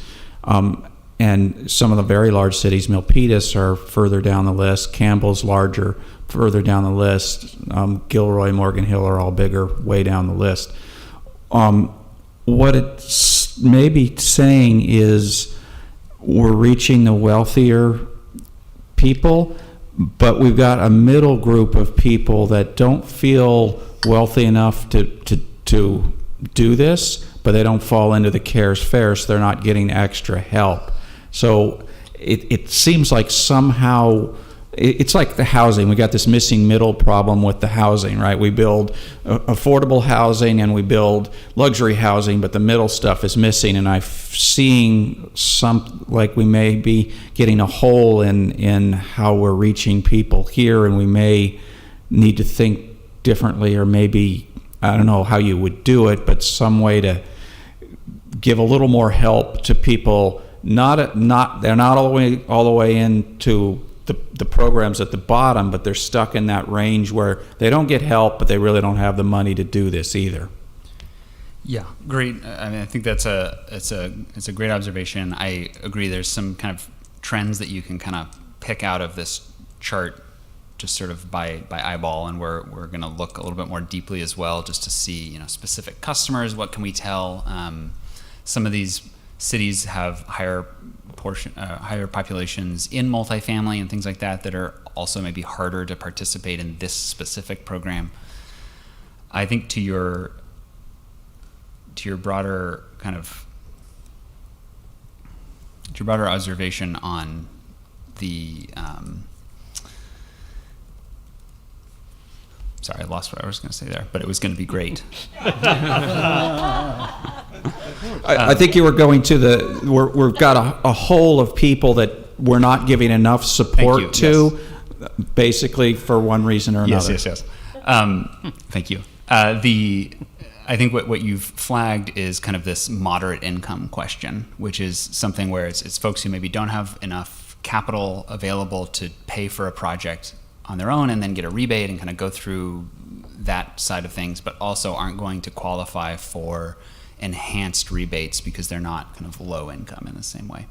And that's another thing that we're hoping the financing concept can really help support, because if we can basically say, hey, there's no upfront cost for you on this, we're going to finance it and we'll help you pay for it in that way. Maybe we can unlock that segment.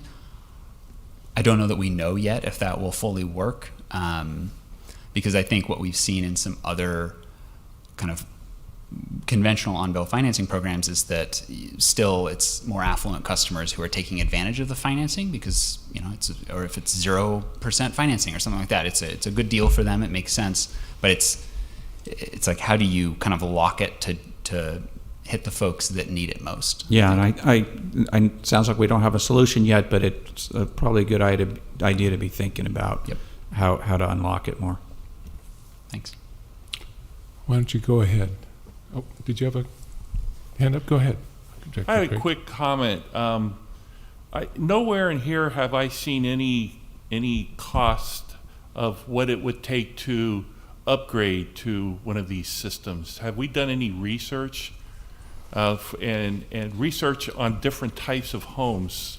For example, a new home is pretty easy because it probably has all of the current code electrical inside of it, but let's say an older home that actually has to have a new panel, or one that even has the IMPO for the electrical is too close to the gas, and you're required by code now to move that, and that can be some pretty prohibitive costs there.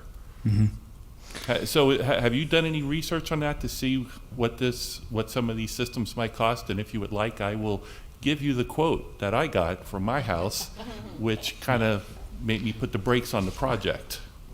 And it was done by I don't want to mention their name, but they were supposed to be a very respectable vendor in this area, very popular. You see a lot of their trucks driving around.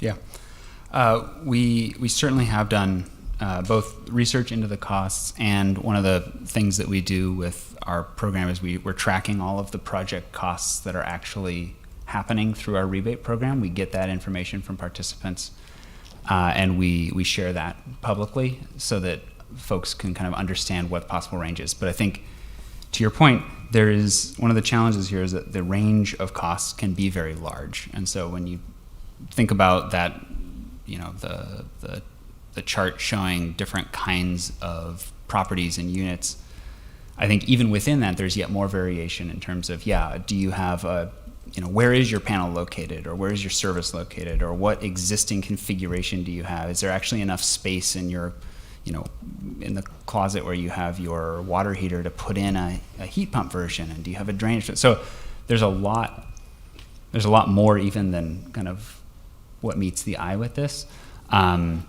We are working right now on doing what I would say is kind of like a next level study to try to tease out, okay, how many properties or how many houses in our territory fall into this bucket of challenge, I guess, in terms of electrifying, and how many in this and how many in this, so that we can a little bit better understand, here's an average project cost, but what will it look like in our territory. Okay, and kind of along that train of thinking, a lot of the conditions of the rebate require a general contractor who, again, is licensed and very well known. But has there been any thoughts about, hey, my brother-in-law is a contractor, he'd come over on the weekend and do this for me, but that doesn't then allow me to qualify for the rebate, so I can't do it. But if they had those options available to them, and there's a lot of do-it-yourselfers out there that are very competent, and I've changed water heaters. They're not that hard to do if you don't have to go through and move a panel or anything like that. It'd be nice if there was some incentive for the do-it-yourselfers. You might get some more people on board with a program like this. Has there been any thoughts about that? Yeah, so we do require that a permit be pulled to receive our rebate, but we also allow DIY projects, and we actually have quite a few DIY projects that have gone through our rebates, both in the original heat pump water heater program and then in this updated program. Okay, you might want to make that a little bit more prevalent. It doesn't seem to be very obvious in some of the program materials. Oh, okay, thanks. And Director Showalter? Yeah, this may be something that everybody else knows, but I don't really know. It seems like we're talking all here about money and how the financial barriers are the barriers. But it seems like that's, at least when I talk to people, it's much more than that. It's also permitting problems. So when I look at this chart of, who has the most of these projects, that of course could be related to money, but is it also related to ease of permitting, or do we know?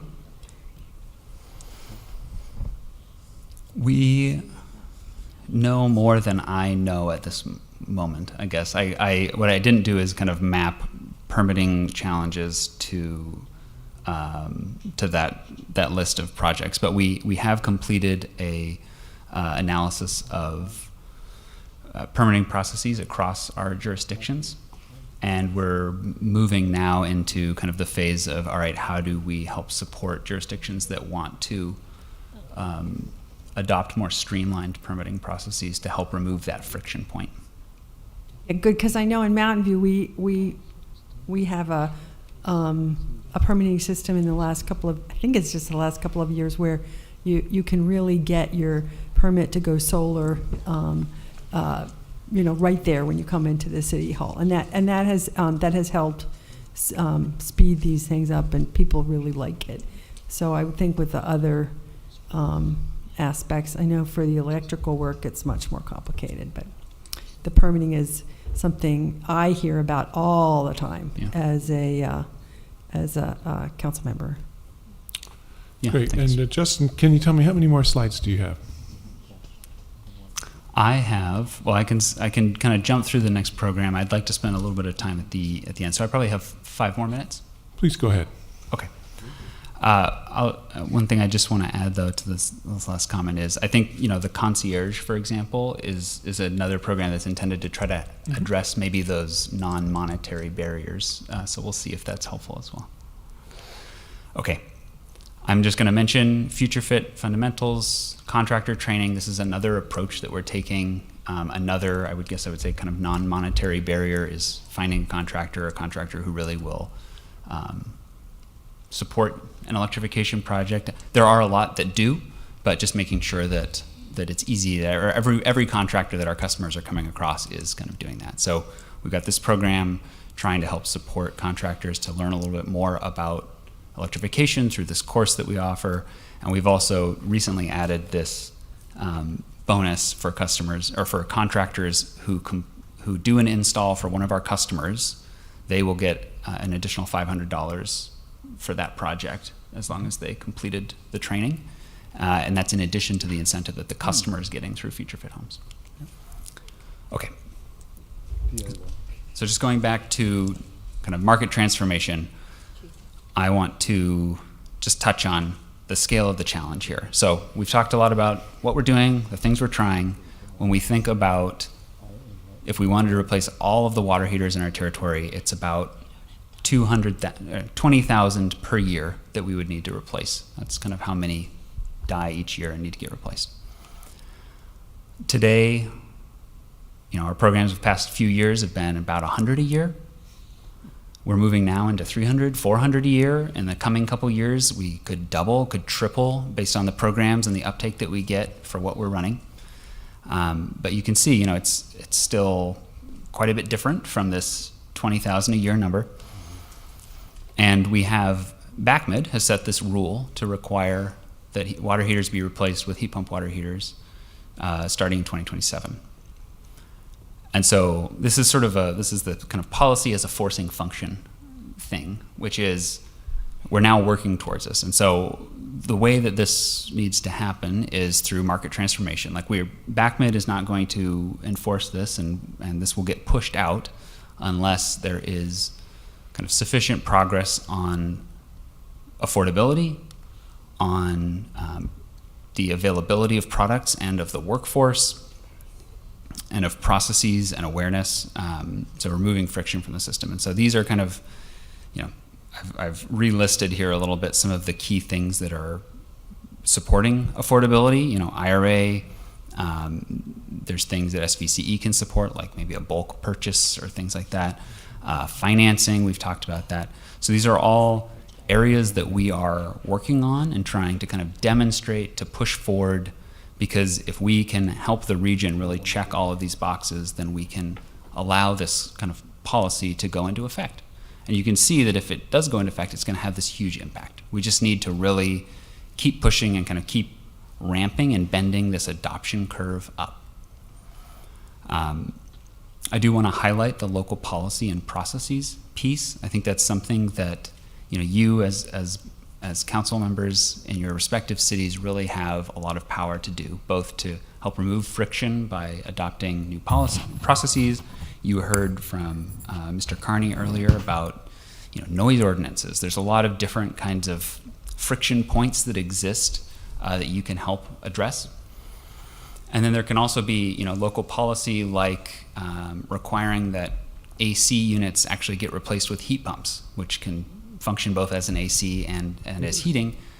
And the price point is actually pretty comparable, especially if there's an incentive available. And if you start to require something like that, you can start thinking about, well, what if we're 10xing the number of heat pump water heaters this next year? Or in that example, it would be HVAC, I guess. But you can really, at a local level, help drive some of the increase in units being deployed, and that will help support kind of this larger regional electrification of everything. Question. Yeah. Yeah. So when you talk about this chart is actually pretty scary, right? In terms of how fast it will need to change, I don't think I'm realizing. And of course, IRA funds, you're not about retirement account funds. You're talking about the Inflation Reduction Act funds, right? Mm-hmm. Okay. Now. Oh yes. Okay. Now on the on these type of rebates, there are our rebates as SVCEA offer. There are state rebates. There are federal rebates, like you see in the IRA. Do people get to double or triple dip on these when they make these changes, or they only apply for one or the other? Different programs have different rules. We are today pretty open with allowing stacking of incentives, as long as we're not, sort of overpaying. Well, they will never get more than what they pay to make the change, like the parts and labor. But the point is that, let's say our rebate only covers half of the actual cost of the parts and labor. They are allowed to then also apply for state or federal to add to the total. Yep. Interesting. Okay, great. Thank you. Yeah. Okay. So with that, I think I just wanted to emphasize you all have already kind of done this with the 2022 REACH codes, right? This was an example of policy that you were able to adopt in part because it was already cost effective. It already kind of checked a lot of these boxes, and you can see the scale that has, 50,000 heat pump water heaters over the next 3 years. That is going to have a material impact on getting our region ready to electrify even more at scale and electrify all the existing buildings. It's harder now a little bit to go into existing buildings, but still it just shows kind of what can be accomplished. And then as my final slide, just want to really note for you all again, we provide quarterly report in the board packet. We've got our list of active programs on our website. If you have questions, ideas, interest, you're hearing from customer, please reach out to us. We'd love to talk about it. We'd love to get into whatever specifics. And we really, we do leverage you today to help us market programs to your residents. But if you have ideas on other things that we can do or that you can help us do, we'd really love that as well. And then again, just highlighting this lever that you really control, which is working with us and your city to help remove friction and push scale through processes and policy. Great, thank you, Justin. That was quite a comprehensive presentation. In fact, let me go ahead and start. Since you're looking for ideas, I'll give you one for free. Sure. Use Google Maps to identify every residence that already has solar on it, and they've probably already upgraded their panel, and they're kind of inclined toward this sort of thing, and they might be ripe for their HVAC or water heater. Thank you. Director Martinez Beltran. Thank you, Chair. I love that suggestion.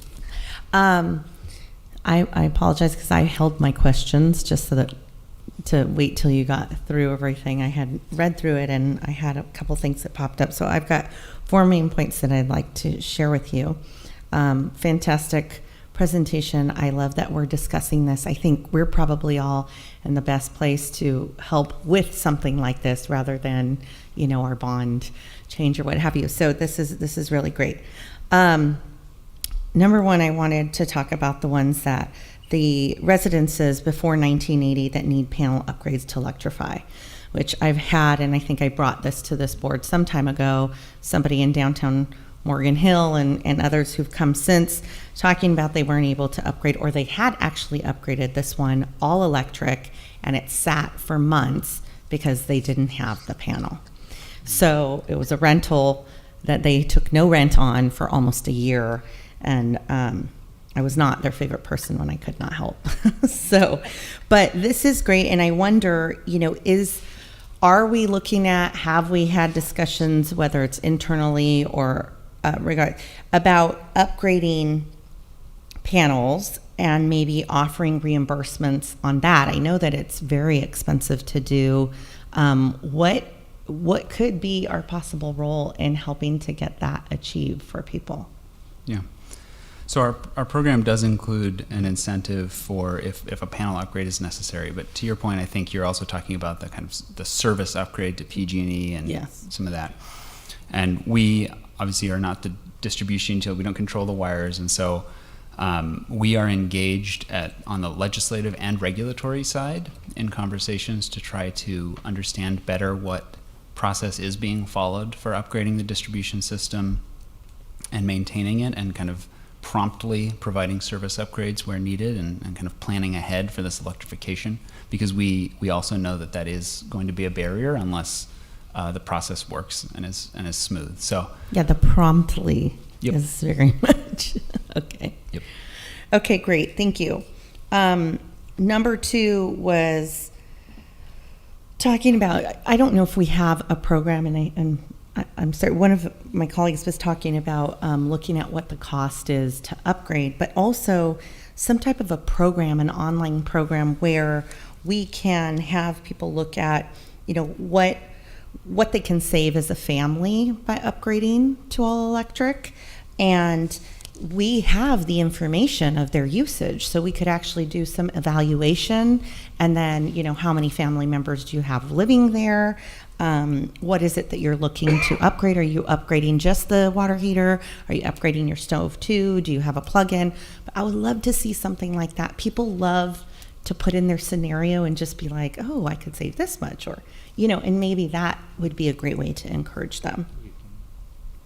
And I think that kind of goes with the whole unlocking of, you know, maybe somebody who's on the fence, we could kind of bump them over. And then there was looking at the age. So when we were looking at these, you know, who is kind of upgrading, I wanted to ask, are we looking at age and new homeowners, which are not only renters who then become homeowners because they seem to be more likely to have control over what they can change, but also college students who, you know, you move out for the first time and now you're head of household. And so you're able to make different decisions. And I want to make sure that we're capturing that young group that now has earning potential and they can make these decisions that they were never doing before when mom was doing their laundry. So trying to see, you know, if we're looking at that. And I also think about, I've worked in commercial real estate and just thinking about, you know, the change of hands of property, especially now when we think about seniors and maybe they're, you know, as they're aging, they might go into an ADU, whereas their children might be taking over the main home if they have their own children. And so seniors, maybe they might not be willing to do the upgrades because, you know, they're kind of tapering out here of wanting to do all of this work, but maybe the new family moving in or their son or daughter with their family would be very interested in doing that. I know when I think about my parents' home, there's all kinds of things I would want to do, you know, if we were to move into that home. So I think that's a really good area for us to try and invest in. And our younger people are very educated about climate change and they are very worried about it. And I think this is something that would really be on their horizon. And then number 4, kind of going back to the unlocking, and I think personally, I hope or try to bring value in this area of, I always have kind of seen environmentalism as almost as a privilege of wealth in a way. It's not that, for example, Latino families or marginalized communities, that they don't think about it, because they very much do think about it, but they're not able to do it. They don't have the economic means to make that happen. And so I was talking a while ago about renters, and when I think about renting, it's you have your washer, your dryer, your refrigerator, and I know said this before, but if we could make water heaters where it's like a refrigerator or a washer and dryer, if we could make electric stovetops where it's like that as well, very interchangeable, then I think people would be much more willing to invest in that, right? Because when you leave, you can take it with you.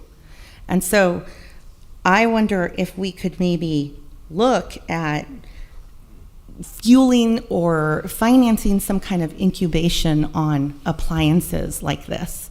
And I think that might be a new place for SVCE and all CCAs to be looking at, so that we're pushing the market to give what we need.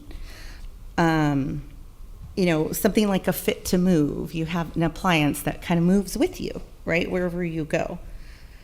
So those are some of the things that, that I'm looking at. Maybe we do rebates on those, and then people can take it with you. I grew up in an owned home, and now have rented with a family, which is, there's so many things that have come up being a renter that I just feel very passionate about, especially in this market where, things are hard. So those are my comments. I think you guys are doing fantastic work. I'd be happy to talk about any of this. Thanks. Thank you for that. Do we have Director Rennie and then Klein? If I could add on to some ideas there, I think the big friction point, back in your slide, were basically pre-1980, most of those you're saying don't have 200 amp service. It's more than 50% of the homes, I guess, in our service area. That's a lot of panel upgrades that are going to be needed. I know there's some ideas on how to maybe get around panel upgrades, maybe you cut it in half, but that's still a lot of panel upgrades. And if PG&E has to come out and run the wire to the house for every one of those, there's not going to be enough PG&E employees for us to ever be successful.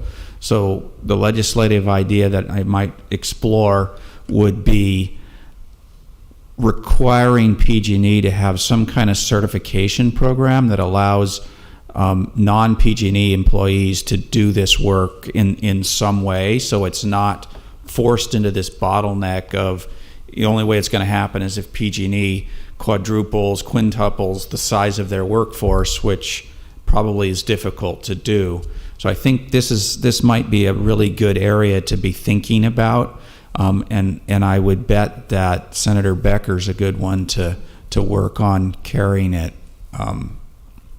Obviously, I don't know that much, but I just have this feeling that this could be a place to unlock some of this friction we're talking about.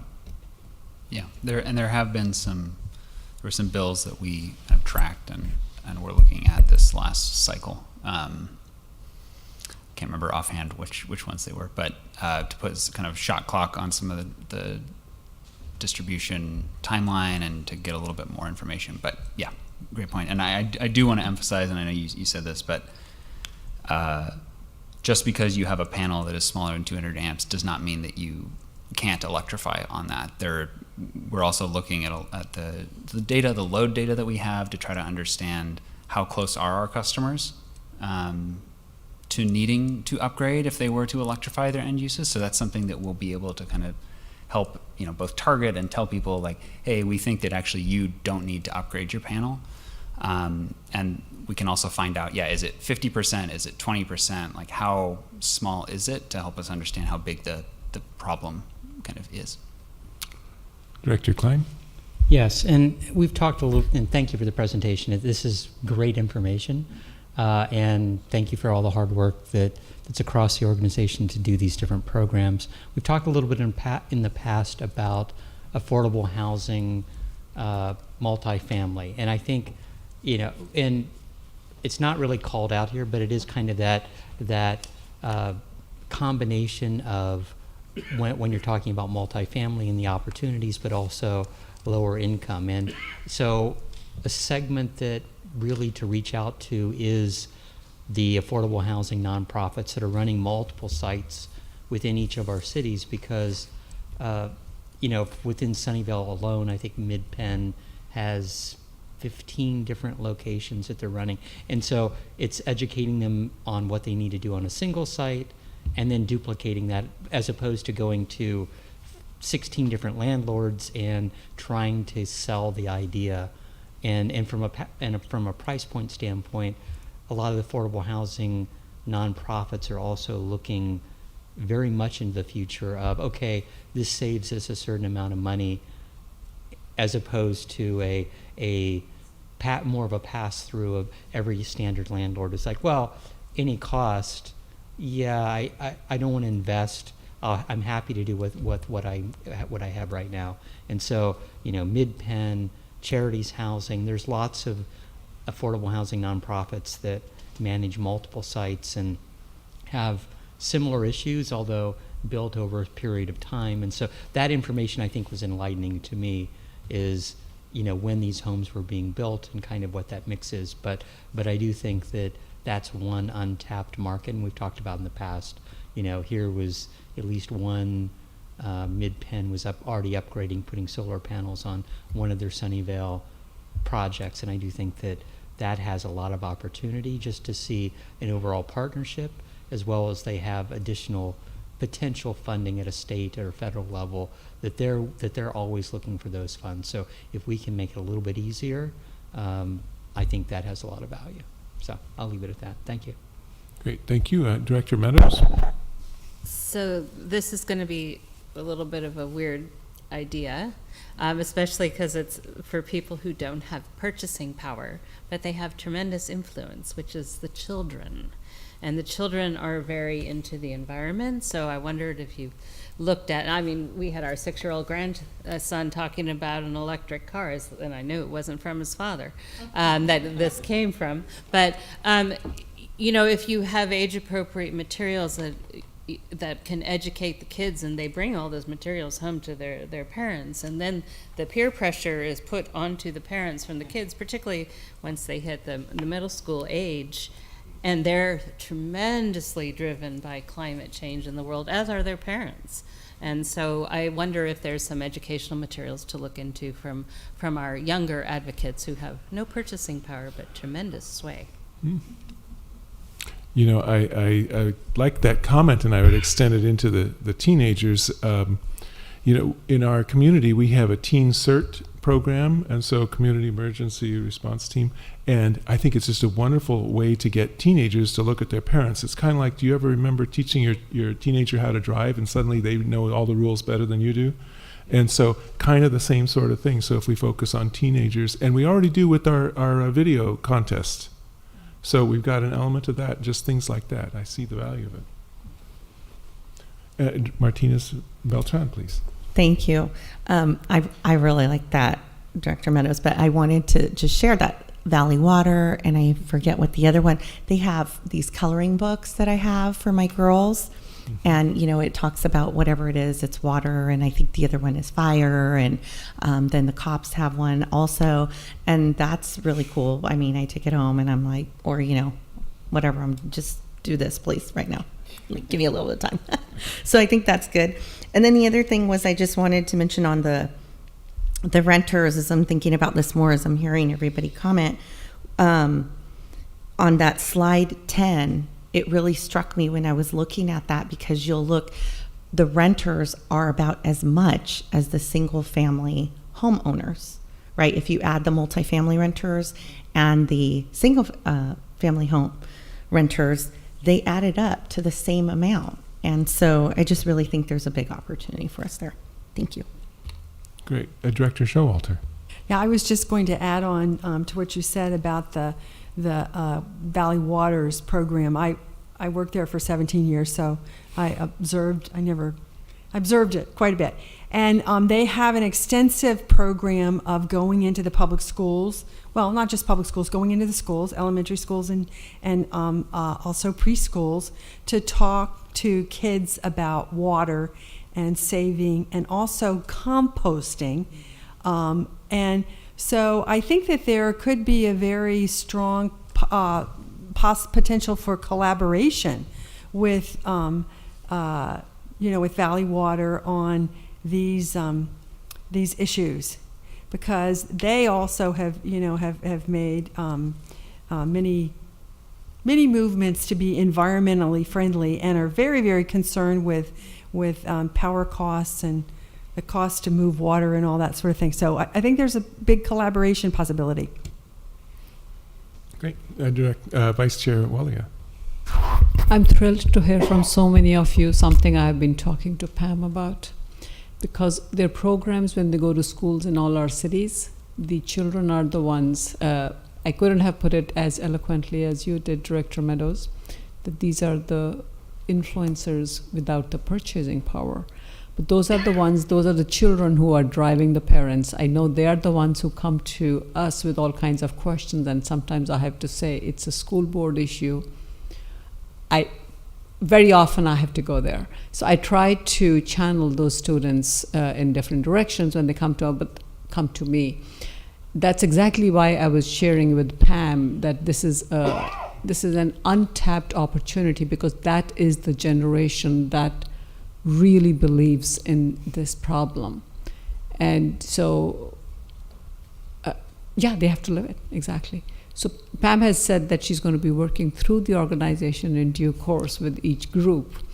And I also mentioned to Girish about this issue. So I'm actually very happy to hear about the other ideas, the collaboration and the coloring book. You're right, I have picked that up, and that's the way to add more, bring in more ideas when the SVCE staff go into our schools in different cities, which they do at least in the month of April. They do for Earth Day or Arbor Day, something like that. I've seen them in most cities. So thank you. Great, thank you. I see the hand up for Director Armendariz, and we'd love to hear from you. Thank you, Chair. I've heard some really great ideas, and I want to caution us, though, that we don't target kids, right, in lieu of those families and those working class folks who end up being property rich, right, but not a lot of capital, like the working families that I'm talking about in my community in Gilroy.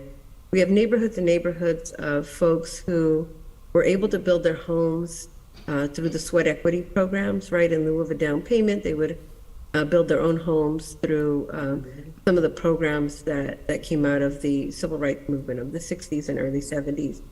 And so we find that those families are now having 2 and 3 generations in their homes because the economy surpassed their wages, and the generation previous to mine who were able to buy those homes and build them themselves aren't benefiting from these programs, as I saw from the data. And so I like Councilmember Martinez Beltran's ideas, and I also like the idea of taking the next and bold step of fronting, capital, fronting these items to families that can't afford them, even though they're homeowners. It might, pinch our budget. It might seem a bit too expensive, but I think it's the most plausible thing and what would help these families the most, who, like I said, don't have the capital to front or to invest in new appliances, new wiring, new water heaters, or solar panels, things like that.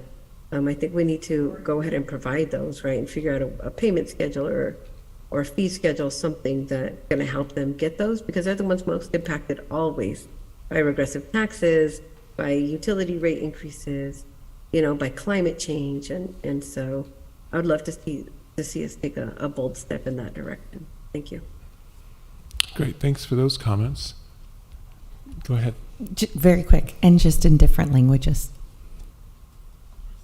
I'm sorry, what was that? In different languages. In different languages, yes, of All course. different languages would be great. Great, thank you. I don't see anybody else up, so I will just say thank you, Mr. Justin, and I think we really turned that into a study session, and we got a lot of ideas. I hope your hand isn't sore from writing down all those ideas, but you'll recover. With that, yes? We have a public comment. And we'll go on to public comment. Yes, please. Thank you. Bruce Carney, when you are ready. Thanks very much.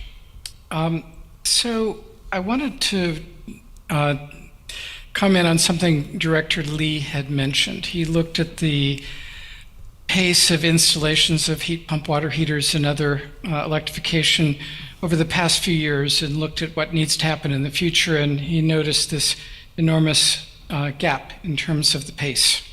And of course, that is one of the most salient points that any of the directors can observe. So what has to happen to make that big ramp up?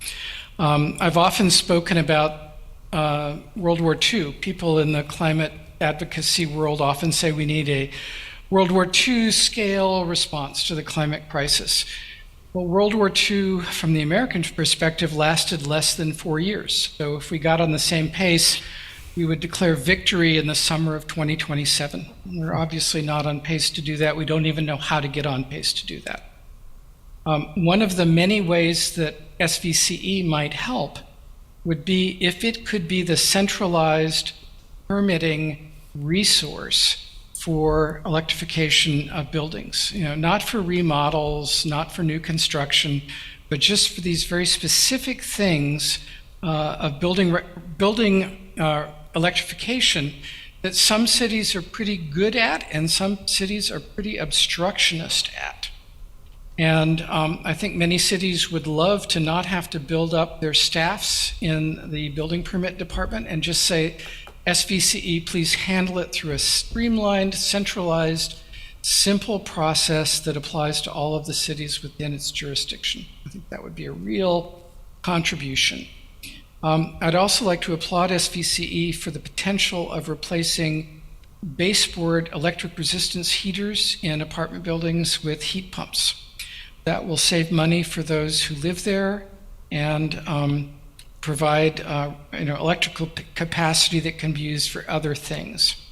And the last thing I'd like to do is to suggest that Mr. Zagunis and others make sure the board understands NEC code 220.87.